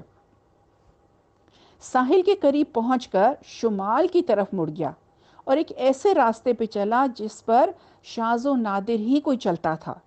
اس رات بھر اور پھر آدھے دن تک مسلسل سفر جاری رہا۔ جب راستہ خالی ہو گیا تو نبی صلی اللہ علیہ وسلم نے ایک چٹان کے سائے میں استراحت فرمائی اور ابو بکر رضی اللہ تعالیٰ عنہ نے گرد و پیش کا جائزہ لیا۔ اس دوران ایک چرواہا آیا، ابو بکر صدیق نے اس سے دودھ دہوایا اور نبی صلی اللہ علیہ وسلم بیدار ہوئے تو آپ کو اتنا دودھ پلایا کہ جی خوش ہو گیا، پھر وہاں سے آگے چل پڑے۔ غالباً دوسرے دن ام معبد کے خیمے سے گزر ہوا۔ یہ قدید کے اطراف میں مسلل کے باس ہوا کرتی تھی۔ مشلل مکہ سے 130 کلومیٹر دور ہے۔ آپ صلی اللہ علیہ وسلم نے پوچھا کیا تمہارے پاس کچھ ہے؟ اس نے میزبانی سے معذرت کی اور بتلایا کہ بکریاں دور دراز گئی ہوئی ہیں۔ ادھر خیمے کے ایک گوشے میں ایک بکری تھی جسے کمزوری نے ریور سے پیچھے چھوڑ رکھا تھا اور اس میں دودھ کا ایک قطرہ بھی نہ تھا۔ رسول اللہ صلی اللہ علیہ وسلم نے اجازت لے کر اسے دوہا تو اس نے اس قدر دودھ دیا کہ ایک بڑا سا برتن بھر گیا جسے پوری ایک جماعت بمشکل اٹھا سکتی تھی۔ پھر آپ نے ام معبد کو پلایا اور آسودہ ہو گئی، اور اپنے ساتھیوں کو پلایا، وہ بھی آسودہ ہو گئے، تو خود پیا اور دوبارہ دوہ کے برتن بھر دیا اور اسے ان کے پاس ہی چھوڑ کر روانہ ہو گئے۔ ان کا شوہر جب آیا تو دودھ دیکھ کر اسے تعجب ہوا۔ دریافت کیا تو انہوں نے پوری بات بتائی اور نبی صلی اللہ علیہ وسلم کا سراپا سر سے پاؤں تک اور گفتگو کے طور اتوار نہایت باریکی سے بیان کیے۔ اس پر وہ بول اٹھے کہ یہ تو واللہ صاحب قریش ہے، میرا ارادہ ہے کہ آپ کا ساتھ اختیار کروں اور کوئی راستہ ملا تو ایسا ضرور کروں گا۔ تیسرے روز صبح اہل مکہ نے ایک آواز سنی جو زیریں مکہ سے شروع ہوئی اور بالائی مکہ سے گزر کر نکل گئی۔ لوگوں نے اس کا پیچھا کیا مگر صاحب آواز کو نہ دیکھا۔ وہ کہہ رہا تھا، اللہ جو لوگوں کا پروردگار ہے ان دو رفیقوں کو بہترین جزا دے جو ام معبد کے خیمے میں نازل ہوئے۔ وہ دونوں خیر کے ساتھ اترے اور خیر ہی کے ساتھ روانہ ہوئے، اور جو محمد کا رفیق ہوا وہ کامیاب ہوا۔ ہائے قصی، اللہ نے اس کے ساتھ کتنے بے نظیر کارنامے اور سرداریاں سمیٹ دیں۔ بنو کعب کو ان کی خاتون کی قیام گاہ اور مومنین کی نگہداشت کا پڑاؤ مبارک ہو۔ تم اپنی خاتون سے اس کی بکری اور برتن کے متعلق پوچھو، تم اگر خود بکری سے پوچھو گے تو وہ بھی شہادت دے گی۔ پھر آپ قدید سے آگے بڑھے تو سراقہ بن مالک بن جاشم نے قریش کے اعلان کردہ انعام کی لالچ میں اپنے گھوڑے پر بیٹھ کر آپ صلی اللہ علیہ وسلم اور حضرت ابوبکر صدیق کا پیچھا کیا۔ قریب پہنچا تو گھوڑا پھسل گیا اور سراقہ نیچے آ رہا۔ اس نے اٹھ کر فال گیری کی، تیر دیکھے کہ نقصان پہنچا سکتا ہے یا نہیں۔ تیر وہ نکلا جو ناپسند تھا. وہ فالگیری کرتا تھا، یہ جو ٹیرو کارڈ سمجھ لیں، مگر وہ تیر سے کیا کرتے تھے. لیکن فال بد کی پرواہ کیے بغیر وہ سوار ہو کر اور آگے بڑھا، اور جب اس قدر قریب پہنچ گیا کہ آپ کی قرات سننے لگا تو، اور آپ التفات نہیں فرماتے تھے جبکہ حضرت ابوبکر صدیق بار بار مڑ کے دیکھ رہے تھے، تو اس کے گھوڑے کے اگلے دونوں پاؤں زمین میں دھس گئے. اچھا، یہاں سے ہمیں ایک اور بات بھی پتہ چلتی ہے کہ آپ صلی اللہ علیہ وسلم سفر میں قرآن کی تلاوت بھی کرتے تھے. ٹھیک ہے، یہاں تک کہ اچھا اس کے دونوں گھوڑے کے دونوں پاؤں زمین میں دھنس گئے، یہاں تک کہ گھٹنوں تک جا پہنچے اور وہ گھوڑے سے گر گیا. پھر سراقہ کی ڈانٹ پر گھوڑا اٹھنے لگا تو بمشکل اپنے پاؤں نکال سکا، اور جب وہ سیدھا کھڑا ہوا تو اس کے پاؤں کے نشان سے آسمان کی طرف دھوئیں جیسا غبار اڑ رہا تھا. سراقہ نے پھر فالگیری کے تیر نکالے تو پھر وہی نکلا جو ناپسند تھا. اس سے اس پر زبردست رعب طاری ہو گیا اور اسے یقین ہو گیا کہ نبی صلی اللہ علیہ وسلم کا معاملہ غالب آ کر رہے گا. چنانچہ اس نے امان کی پکار لگائی. نبی صلی اللہ علیہ وسلم اور حضرت ابوبکر صدیق رضی اللہ تعالیٰ عنہ ٹھہر گئے. یہ ان کے پاس پہنچا اور بتلایا کہ قریش نے کیا طے کیا ہے اور خود یہ کس ارادے سے چلا تھا. پھر زاد و متاع پیش کیا، لیکن نبی صلی اللہ علیہ وسلم نے کچھ نہ لیا، البتہ اسے اس خواہش کا اظہار کیا کہ آپ کی بات لوگوں سے چھپائے رکھے. سراقہ نے پروانہ امن لکھوایا. آپ نے عامر بن فہیرہ کو حکم دیا اور انہوں نے ایک چمڑے پر لکھ دیا. پھر سراقہ واپس ہوا اور جو کوئی تلاش و جستجو میں ملا اس سے کہا، میں ادھر کی کھوج خبر لے چکا ہوں، یہاں تمہارا جو کام تھا کیا جا چکا ہے. اور یوں تلاش کرنے والوں کو وہ واپس کر دیا، یعنی کہ جو ان کے پیچھے آ رہے تھے نا ان کو بھی اس نے واپس کر دیا. راستے میں بریدہ بن حسیب اسلمی سے ملاقات ہوئی. ان کے ساتھ ان کی قوم کے 70 یا 80 گھرانے تھے. وہ سب مسلمان ہو گئے. دیکھیں، راستے میں بھی دین کا کام کر رہے ہیں، لوگوں کو مسلمان کر رہے ہیں. اور نبی صلی اللہ علیہ وسلم کے پیچھے عشاء کی نماز پڑھی. بریدہ غزوہ احد کے بعد مدینہ آ گئے تھے. اچھا، اب میں آپ کو حدیث سناتی ہوں. انس بن مالک رضی اللہ تعالیٰ عنہ نے فرمایا، روایت کرتے ہیں کہ حضور پاک صلی اللہ علیہ وسلم نے فرمایا، مدینہ کی طرف جب وہ نکلے تو آپ کے پیچھے سواری پر حضرت ابوبکر صدیق بیٹھے ہوئے تھے. حضرت ابوبکر صدیق بوڑھے ہو گئے تھے اور ان کو لوگ پہچانتے بھی تھے، اور نبی صلی اللہ علیہ وسلم ابھی جوان معلوم ہوتے تھے.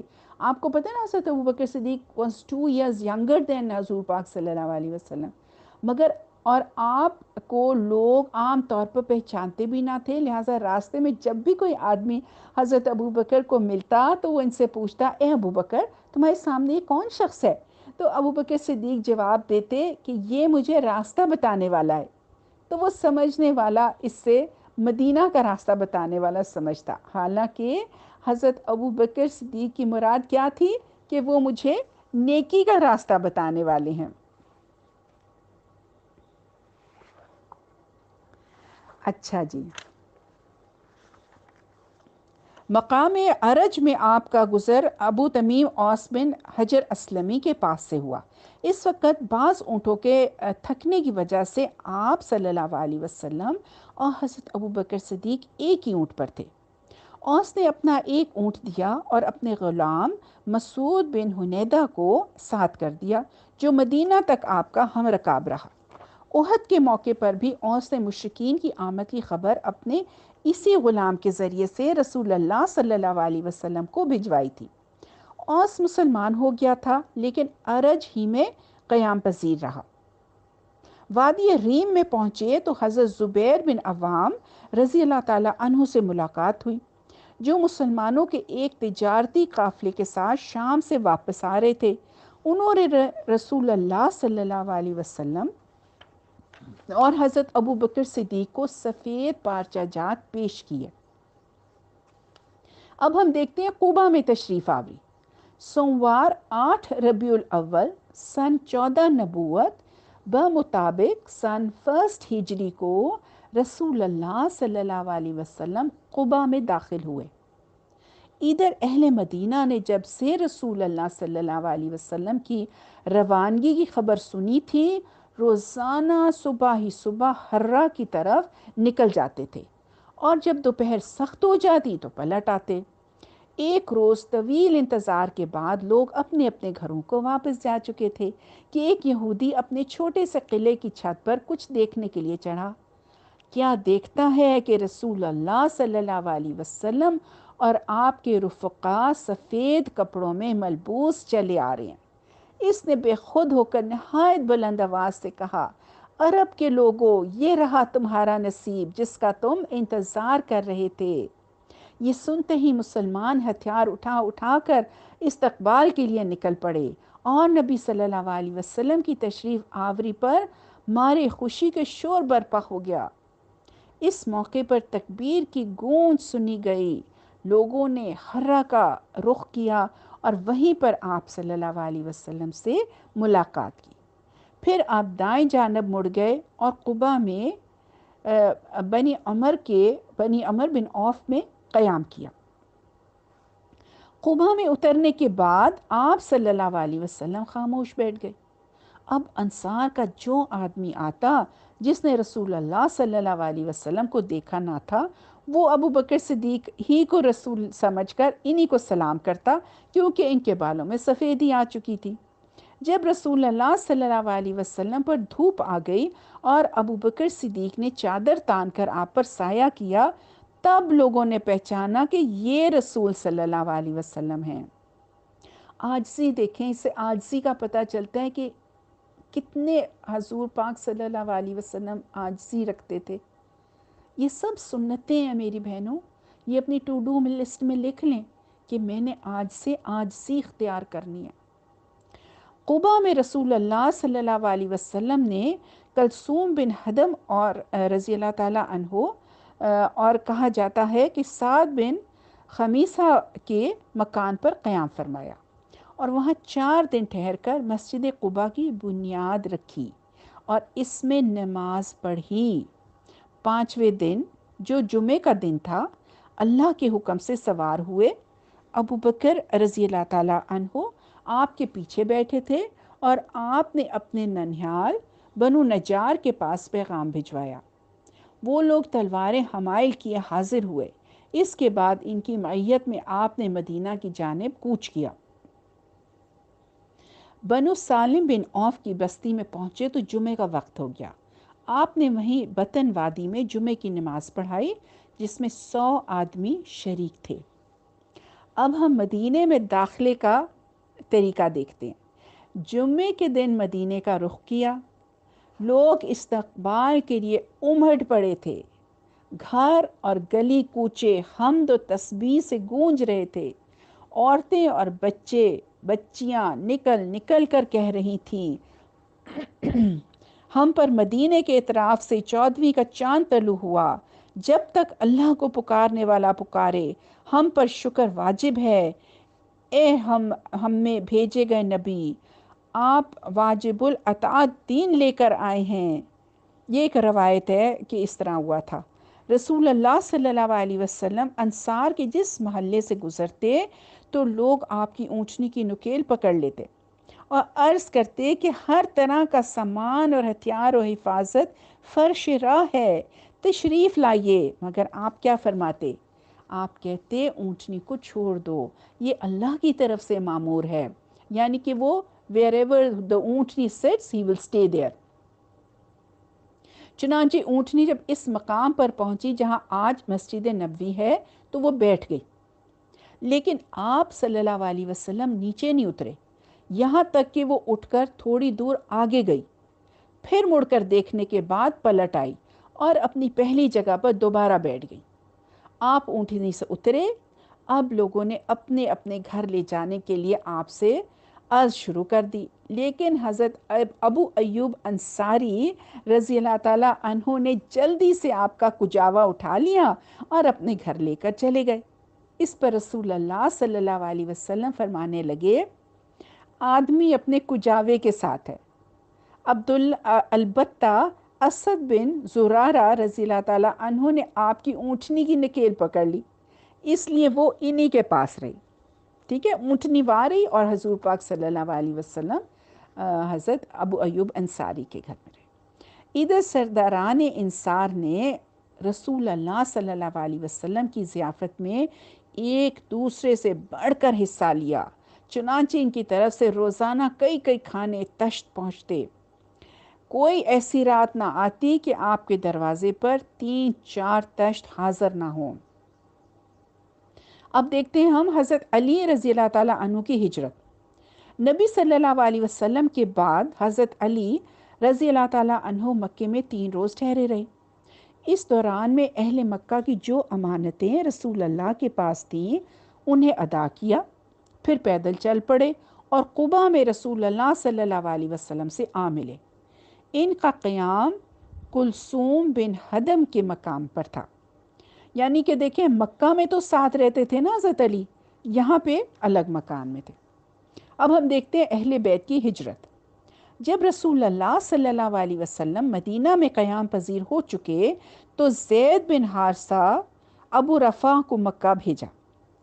وہ نبی صلی اللہ علیہ وسلم کی دونوں صاحبزادیوں حضرت فاطمہ اور ام کلثوم، ام المومنین حضرت سودا اور ام ایمن رضی اللہ تعالیٰ عنہما کو اور اسامہ بن زید کو ساتھ لائے، اور ان کے ہمراہ عبداللہ بن ابو بکر بھی ابو بکر کے عیال ام رومان، عائشہ اور اسما کو لے کر آئے۔ یہ نبی صلی اللہ علیہ وسلم کی ہجرت کے 6 ماہ بعد کا واقعہ۔ اب ہم حضرت صہیب رضی اللہ تعالیٰ عنہ کی ہجرت کا واقعہ پڑھتے ہیں۔ حضرت صہیب رضی اللہ تعالیٰ عنہ نے رسول اللہ صلی اللہ علیہ وسلم کے بعد ہجرت کی۔ انہوں نے جب ہجرت کا ارادہ کیا تو مشرکین نے انہیں روک لیا۔ ان کے پاس بہت سا مال تھا، وہ مال سے دستبردار ہو گئے تو مشرکین نے ان کی راہ چھوڑ دی۔ یعنی کہ انہوں نے جو مکہ والے تھے نا، انہوں نے کہا کہ آپ تو جب یہاں آئے تھے تو یو ور اے پور مین، اور یہاں سے آپ اتنے امیر ہو گئے ہو تو یو کان take your money out from here. تو انہوں نے سارا مال بتا دیا کہ کہاں پہ ہے، آپ لے لو اور لیٹ می گو۔ تو جب وہ مدینہ پہنچے اور رسول اللہ صلی اللہ علیہ وسلم کو واقعہ سنایا تو آپ نے فرمایا، ابو یحییٰ یہ تجارت کامیاب رہی۔ ابو یحییٰ حضرت صہیب کی کنیت تھی، یعنی کہ جو انہوں نے سودا کیا، اپنا سارا مال دے کر اپنا ایمان بچایا، تو حضور پاک صلی اللہ علیہ وسلم نے کیا کہا کہ تم نے یہ بہت کامیاب سودا کیا ہے۔ ایمان بچانا اتنا ضروری ہے، اتنا ضروری ہے میری بہنوں۔ اب ہم دیکھتے ہیں کمزور مسلمانوں کے بارے میں پڑھتے ہیں۔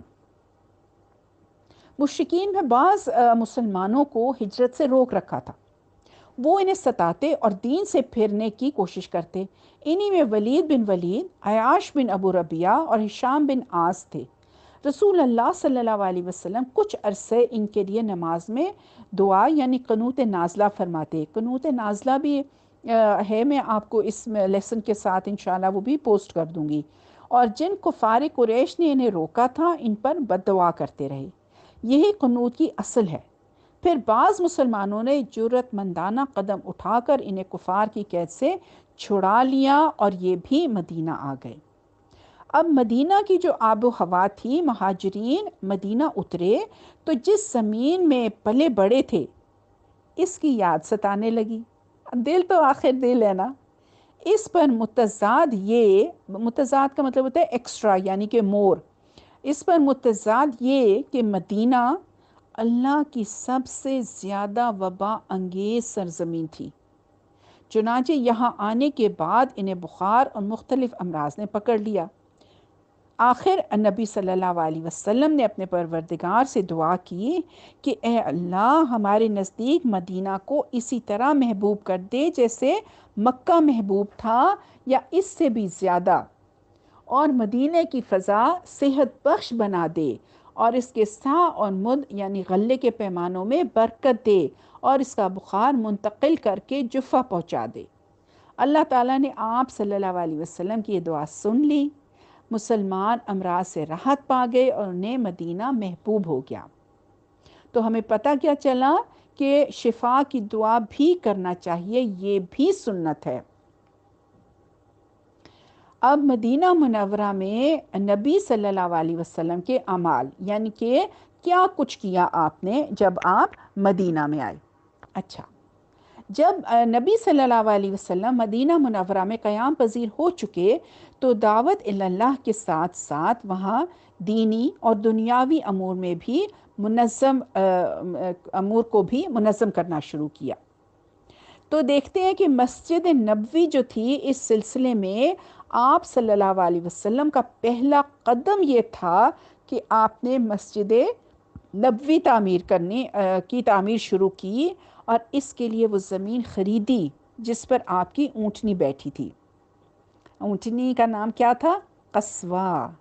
یہ 2 یتیم بچوں کی زمین تھی، تقریباً 100 ہاتھ لمبی اور 100 ہاتھ چوڑی۔ اس میں مشرکین کی چند قبریں بھی تھیں، کچھ ویرانہ تھا، کھجور اور غرقد کے چند درخت بھی تھے۔ آپ نے قبریں اکھڑوا دی، ویرانہ ختم کرا دیا، درخت اور کھجوریں کٹوا دی اور انہیں قبلے کی جانب لگوا دیا۔ بنیاد تقریباً 3 ہاتھ کھدوائی، دیواریں مٹی اور کچی اینٹوں سے اٹھوائیں، دروازے کے دونوں بازو پتھر کے لگوائے، چھت کھجور کی شاخوں کی اور شہتیر کھجور کے تنوں کی، فرش پر ریت اور کنکریاں بچھائی گئیں۔ مسجد میں 3 دروازے رکھے گئے۔ قبلہ شمال میں بیت المقدس کی طرف تھا۔ تعمیر کے لیے رسول اللہ صلی اللہ علیہ وسلم مہاجرین اور انصار کے ساتھ خود پتھر اور اینٹیں ڈھوتے تھے۔ اس سے ہمیں کیا پتہ چلا؟ خود پتھر اور اینٹیں ڈھوتے تھے حضور پاک صلی اللہ علیہ وسلم، کہ صرف حکم ہی نہیں دیتے تھے، خود کرتے تھے۔ ہر مقام پر، ہر کام میں آپ ساتھ رہے۔ ہمارے ہاں کیا ہوتا ہے کہ انچارج کا کام ہے کہ وہ صرف کھڑا ہو کے دیکھتا رہے، جبکہ کام ہوتا ہی میری بہنوں وہی ہے جس میں خود لگیں، جتنی ہمت کی توفیق ہو ہاتھ لگائیں، پھر دیکھیں کہ کتنی تیزی سے کام سمٹتا ہے۔ تو آپ نے پھر کیا کیا کہ آپ صلی اللہ علیہ وسلم رجز پڑھتے تھے، اور مہاجرین اور انصار بھی رجز پڑھتے تھے، یعنی کہ شعر پڑھتے تھے۔ اس میں سے ان کی تیزی اور بڑھ جاتی تھی۔ آپ نے مسجد کے بازو میں پتھر اور مٹی کے 2 حجرے بھی بنائے، جن پر کھجور کے تنوں اور شاخوں کی چھت ڈالی، ایک حضرت سودا کے لیے اور دوسرا حضرت عائشہ کے لیے۔ اس وقت آپ کے عقد میں یہی 2 بیویاں تھیں۔ حضرت عائشہ کو ان کی آمد کے تھوڑے ہی دن بعد شوال سن 1 ہجری میں رخصت کیا گیا تھا۔ اب ہم اذان کے متعلق دیکھتے ہیں۔ مسلمان 5 نمازیں بعد جماعت ادا کرنے کے لیے حاضر ہو رہے تھے، اور اس کے لیے وہ وقت کا اندازہ لگاتے تھے، مگر دقت یہ تھی کہ کوئی بہت پہلے آ جاتا تو کوئی دیر سے پہنچتا۔ چنانچہ نبی صلی اللہ علیہ وسلم اور مسلمانوں نے مشورہ کیا کہ کوئی ایسی علامت اختیار کی جائے جس سے سب کو وقت کا پتہ چل جائے۔ حضرت عمر رضی اللہ تعالیٰ عنہ نے کہا، کیوں نہ کسی آدمی کو بھیج دیا جائے جو الصلاۃ الجامعۃ یعنی کہ نماز جمع کرنے والی ہے، پکار دیا کرے۔ رسول اللہ صلی اللہ علیہ وسلم نے یہی رائے قبول کی اور اسی پر عمل کیا۔ پھر حضرت عبداللہ بن زید بن عبد الربہ انصاری نے خواب میں اذان سنی اور آ کر رسول اللہ صلی اللہ علیہ وسلم کو خبر دی۔ آپ نے فرمایا، یہ سچا خواب ہے۔ دیکھیں اس سے ہمیں کیا پتہ چلتا ہے؟ اس سے سیکھنے کی بات یہ ہے کہ کیا اللہ اپنے نبی کو وحی کے ذریعے نہیں بتا سکتے تھے؟ کہ یہ پتہ چلتا کہ اسلام میں خوابوں کا ایک درجہ، ایک مقام ہے، یہ ایک حقیقت ہے۔ خواب ایک حقیقت کی حیثیت رکھتے ہیں۔ خواب کی بھی دیکھیں 3 اقسام ہوتی ہیں۔ ایک قسم جو ہوتی ہے نا وہ سچے خواب ہیں، جو کہتے ہیں کہ نبوت کا 40واں حصہ ہیں۔ نبوت تو ختم ہو چکی ہے، اب صرف مبشرات باقی ہے۔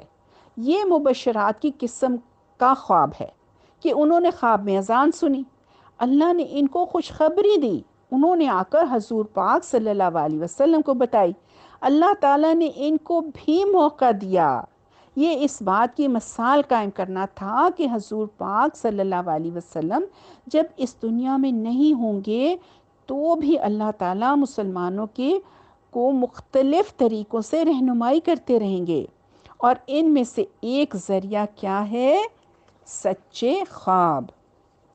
تو انہوں نے کہا کہ یہ سچا خواب ہے، اور حکم دیا کہ حضرت بلال رضی اللہ تعالیٰ عنہ کو یہ کلمات القاء کیے جائیں، اور بلال پکارتے جائیں، کیونکہ ان کی آواز زیادہ بلند اور سریلی تھی، یعنی کہ ڈپیوٹ کر رہے تھے نا، ہر ایک کا ایک اپنا کام تھا۔ چنانچہ حضرت بلال رضی اللہ تعالیٰ عنہ نے اذان کہی۔ ان کی آواز سن کر حضرت عمر اپنی چادر گھسیٹتے ہوئے آئے اور کہا، واللہ میں نے بھی اسی طرح کا خواب دیکھا ہے۔ اس سے اس خواب کی مزید تائید ہو گئی، اور اسی دن سے یہ اذان اسلام کا ایک شعار بن گئی۔ مہاجرین اور انصار میں بھائی چارہ۔ یہ انصار کا کرم اور ان کی خوبی تھی کہ وہ مہاجرین کو اپنے گھر ٹھہرانے اور ان کی میزبانی کرنے میں ایک دوسرے سے آگے نکل جانا چاہتے تھے۔ وہ اللہ کے اس ارشاد کا حقیقی نمونہ تھے جو سورہ الحشر کی آیت نمبر 9 میں فرمایا گیا، اور وہ لوگ جنہوں نے دار الہجرت میں پہلے سے ٹھکانہ بنایا، یعنی کہ جو مدینہ میں رہتے تھے، اور ایمان لائے، تو جو ان کے پاس ہجرت کر کے آتا تھا اس سے محبت کرتے ہیں، اور جو کچھ انہیں دیا جائے اپنے سینوں میں اس کی ضرورت محسوس نہیں کرتے، اور اپنے آپ پر اوروں کو ترجیح دیتے ہیں، خواہ انہیں تنگ دستی کیوں نہ ہو۔ پھر نبی صلی اللہ علیہ وسلم نے اس محبت اور ایثار کو انصار اور مہاجرین میں بھائی چارہ کرا کے مزید پختہ کر دیا۔ چنانچہ آپ صلی اللہ علیہ وسلم نے ہر انصاری اور اس کے نزیل یعنی کہ مہاجر مہمان کو بھائی قرار دیا۔ یہ کل 90 لوگ تھے، 90 آدمی تھے، آدھے مہاجرین سے اور آدھے انصار سے۔ آپ نے ان کے درمیان غم گساری پر اور اس بات پر بھائی چارہ کرایا کہ قرابت داروں کی بجائے وہی موت کے بعد ایک دوسرے کے وارث ہوں گے، مگر بعد میں وراثت تو منسوخ کر دی گئی تھی لیکن بھائی چارگی باقی رہی۔ یہ بھائی چارگی حضرت انس بن مالک رضی اللہ تعالیٰ عنہ کے مکان پر عمل میں آئی تھی، یعنی کہ ان کے گھر میں یہ ہوا تھا سارا کچھ۔ مہاجرین سے انصار کی محبت ہی کا نتیجہ تھا کہ انہوں نے نبی صلی اللہ علیہ وسلم کو اپنے کھجوروں کے باغات پیش کر دیے کہ آپ ان کے اور مہاجرین کے درمیان انہیں تقسیم کر دیں۔ آپ نے انکار فرمایا تو انہوں نے کہا، پھر آپ لوگ کام کر دیا کریں اور ہم پھلوں میں سے آپ لوگوں کو شریک کر لیں گے۔ آپ نے اسے منظور فرما لیا۔ حضرت سعد بن ربیع بڑے مالدار انصاری تھے۔ انہوں نے اپنے مہاجر بھائی عبد الرحمن بن عوف سے کہا، اب آپ دیکھیں کہ انہوں نے کہا کیا، میرا مال آدھا آدھا تقسیم کر لو، میری 2 بیویاں ہیں، دیکھ لو، جو تمہیں زیادہ پسند ہو مجھے بتلا دو، میں اسے طلاق دے دیتا ہوں، عدت گزر جائے تو اس سے شادی کر لینا۔ Can you imagine? عبد الرحمن بن عوف نے کہا، اللہ آپ کے اہل اور مال میں برکت دے، آپ لوگوں کا بازار کدھر ہے؟ انہوں نے انہیں بنو قینقاع کا بازار بتلایا۔ وہ واپس آئے تو ان کے پاس کچھ فاضل پنیر اور گھی تھا، یعنی کہ انہوں نے کچھ بزنس کیا ہوگا اور تھوڑا سا یہ لے کے گھر آئے۔ پھر تھوڑے ہی دن گزرے تھے کہ انہوں نے مال بھی کما لیا اور ایک انصار عورت سے شادی بھی کر لی۔ دیکھیں مہاجرین بھی کام میں لگ گئے، اور یہ اللہ اور دین کی خاطر محبت تھی جو مہاجرین اور انصار کے درمیان تھی. یہ ذات سے اوپر اٹھ کر محبت ہوتی ہے میری بہنوں. ہمیں بھی ایک دوسرے سے دین کی خاطر محبت کرنی چاہیے. اب ہم دیکھتے ہیں اسلامی معاشرے اور اسلامی امت کی بنیاد. یہ بھائی چارہ مہاجرین نے ایک فرد اور انصار کے ایک فرد کے درمیان تعلق قائم کرتا تھا. لیکن مسلمان مدینہ آنے کے بعد چونکہ ایک مستقل امت بن چکے تھے، اس لیے ان کی اجتماعی تنظیم کی بھی ضرورت تھی، اور انہیں یہ بھی بتلانا تھا کہ ان کے حقوق و واجبات کیا ہیں، اور ان نکات کی بھی نشاندہی کرنی تھی جو انہیں اوروں سے الگ ایک مستقل امت بنائے. پھر مدینہ میں مسلمانوں کے علاوہ 2 جماعتیں اور بھی تھیں جو عقیدے اور دین، مسالے اور ضروریات اور جذبات اور احساس میں مسلمانوں سے بالکل مختلف تھیں، اور وہ تھے کون؟ مشرکین اور یہود. یعنی کہ نان مسلمز تھے، مشرکین تھے اور یہود تھے. چنانچہ نبی صلی اللہ علیہ وسلم نے ایک عہد و پیمان مسلمانوں کے درمیان کرایا، ٹھیک ہے، بٹوین مسلمز، اور دوسرا عہد و پیمان مسلمانوں اور مشرکین اور مسلمانوں اور یہود کے درمیان کرایا، اور اس بارے میں ایک تحریر بھی لکھوائی جس کے خاص خاص نکات یہ ہیں. اب اس کو میثاق مدینہ کہا جاتا ہے. اس کا فرسٹ پوائنٹ تھا کہ قریش اور یثرب کے مومنین اور مسلمین اور ان کے ماتحت ہو کر ان کے ساتھ ملنے والے اور جہاد کرنے والے بقیہ لوگوں سے الگ ایک امت ہیں. پوائنٹ نمبر 2، ان کی دیت کی ادائیگی اور قیدی کی رہائی اہل ایمان کے درمیان حسب سابق ہوگی، اور یہ فدیہ اور دیت میں اہل ایمان کی مدد کریں گے، یعنی کہ ایک دوسرے کی مدد کریں گے. تھرڈ پوائنٹ ہے، یہ لوگ مفسد، ظالم اور باغی کے خلاف ایک ہاتھ ہو کر اٹھیں گے، چاہے وہ ان کی اپنی اولاد ہی کیوں نہ ہو. پوائنٹ نمبر 4، کوئی مومن کسی مومن کو کافر کے بدلے قتل نہ کرے گا اور نہ کسی مومن کے خلاف کسی کافر کی مدد کرے گا. پوائنٹ نمبر 5، اللہ کا ذمہ ایک ہے، یعنی کہ امان میں، لہٰذا ایک معمولی آدمی کا دیا ہوا ذمہ بھی سارے مسلمانوں پر لاگو ہوگا. پوائنٹ نمبر 6، جو یہود مسلمانوں کے پیروکار ہو جائیں ان کی مدد کی جائے گی اور وہ دوسرے مسلمانوں کی طرح ہوگی. پوائنٹ نمبر 7، مسلمانوں کی صلح ایک ہوگی. پوائنٹ نمبر 8، جو کسی مومن کو قصدن قتل کرے اس سے قصاص لیا جائے گا، سوائے اس صورت کے کہ مقتول کے ولی راضی ہو جائیں، اور اہل ایمان پر ضروری ہے کہ سب قاتل کے خلاف اٹھ کھڑے ہوں. پوائنٹ نمبر 9، کسی مومن کے لیے حلال نہیں کہ کسی ہنگامہ برپا کرنے والے یا بدعتی کی مدد کرے یا اسے ٹھکانہ مہیا کرے. پوائنٹ نمبر 10، اور ان کے درمیان کسی بات میں اختلاف ہو تو اسے اللہ اور اس کے رسول کی طرف لوٹایا جائے گا.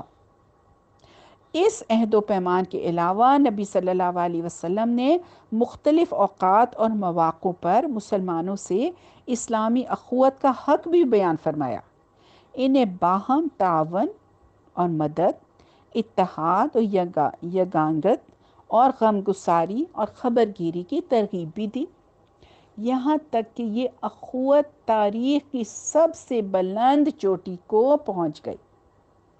باقی رہے مشرکین تو ان کا معاملہ چل چلاؤ پر تھا. ان کی اکثریت اپنے سرداروں اور بڑوں سمیت مسلمان ہو چکی تھی، اور ان میں اتنی سخت نہ تھی کہ مسلمانوں کے مد مقابل کھڑے ہو سکتے.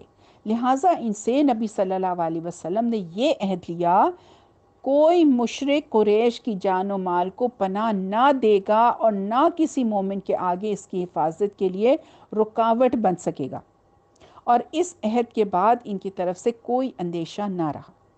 باقی رہے یہود تو ان کے ساتھ نبی صلی اللہ علیہ وسلم نے جو معاہدہ کیا اس کے خاص خاص نکات یہ ہیں.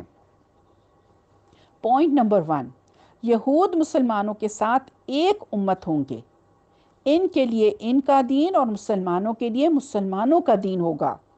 ان کے ذمے ان کا خرچ ہوگا اور مسلمانوں کے ذمے مسلمانوں کا، یعنی کہ وہ انڈیپینڈنٹلی رہیں گے، کوئی پرابلم نہیں، ساتھ رہ سکتے ہیں۔ پوائنٹ نمبر 2، جو طاقت اس معاہدے کے کسی بھی فریق سے جنگ کرے گی یا یثرب پہ حملہ آور ہوگی، سب اس کے خلاف آپس میں تعاون کریں گے اور ہر ایک اپنی جانب کا دفاع کرے گا۔ پوائنٹ نمبر 3، اس معاہدے کے شرکاء کے درمیان خیر خواہی، خیر اندیشی، نیکوکاری کے تعلقات ہوں گے، گناہ کے نہیں۔ پوائنٹ نمبر 4، آدمی اپنے حلیف کے جرم میں نہیں پکڑا جائے گا، یعنی کہ اگر کسی نے جرم کیا ہے تو اس کا فرینڈ نہیں پکڑا جائے گا اس کے جرم کی وجہ سے۔ پوائنٹ نمبر 5، مظلوم کی مدد کی جائے گی۔ پوائنٹ نمبر 6، جب تک جنگ برپا رہے گی یہود بھی مسلمانوں کے ساتھ خرچ برداشت کریں گے۔ پوائنٹ نمبر 7، اس معاہدے کے شرکاء پر یثرب میں ہنگامہ آرائی اور کشت و خون حرام ہوگا۔ پوائنٹ نمبر 8، اور اگر ان میں کوئی ہنگامہ یا جھگڑا برپا ہوا تو اس کا فیصلہ اللہ اور اس کا رسول کریں گے، یعنی کہ فائنل اتھارٹی حضور پاک صلی اللہ علیہ وسلم کو دے دی گئی۔ پوائنٹ نمبر 9، قریش اور ان کے مددگاروں کو پناہ نہیں دی جائے گی۔ پوائنٹ نمبر 10، اور یہ معاہدہ کسی ظالم یا مجرم کے لیے آڑ نہ بنے گا۔ اب اس قرارداد کے ذریعے سے یثرب کے جو سارے لوگ تھے، سارے باشندے، مسلمان، مشرکین اور یہود ایک ہی وحدت کی لڑی میں پرو دیے گئے۔ اب دیکھیں what do we learn from this؟ یہاں ہمیں پتہ یہ چلتا ہے میری بہنوں کہ کسی نان مسلم کے ساتھ کانٹریکٹ کرنا منع نہیں ہے، کانٹریکٹ کیا جا سکتا ہے۔ اور دیکھیں ایک ہے انسانی وحدت کا رشتہ، یہ سب حضرت آدم علیہ السلام کی اولاد ہیں، ہر ایک کی جان اور مال کا احترام کرنا ہے۔ پھر اس میں آگے تقسیم ہو جاتی ہے، کوئی مسلم ہے کوئی کافر، تو ان میں معاہدے مختلف نوعیت کے ہوں گے، ڈیفرنٹ درجوں کے ہوں گے، اور مدینہ اور اس کے اطراف کو ملا کر ایک آزاد خود مختار حکومت قائم ہو گئی جس میں مسلمانوں کا کلمہ نافذ تھا اور جس کے سربراہ حضور پاک صلی اللہ علیہ وسلم تھے۔ دیکھیں رہتے سب تھے مگر رول کس کا تھا؟ حضور پاک صلی اللہ علیہ وسلم کا تھا، یعنی کہ ہمارے رب کا اس پہ رول تھا۔ اس کے ساتھ ہی رسول اللہ صلی اللہ علیہ وسلم اور مسلمان دعوت اللہ کے کام میں سرگرم ہو گئے، چنانچہ آپ صلی اللہ علیہ وسلم مسلمانوں اور غیر مسلمانوں کی مجلس میں تشریف لے جاتے۔ اب بتائیں غیر مسلمانوں کی مجلس میں کیوں جاتے؟ اس لیے جاتے مائی ڈیئر سسٹرز کہ ان کے سامنے کلام اللہ کی آیات تلاوت فرماتے اور اللہ کی طرف ان کو بلاتے، اور جو ایمان لاتا اس کا تزکیہ فرماتے اور اسے کتاب و حکمت سکھاتے۔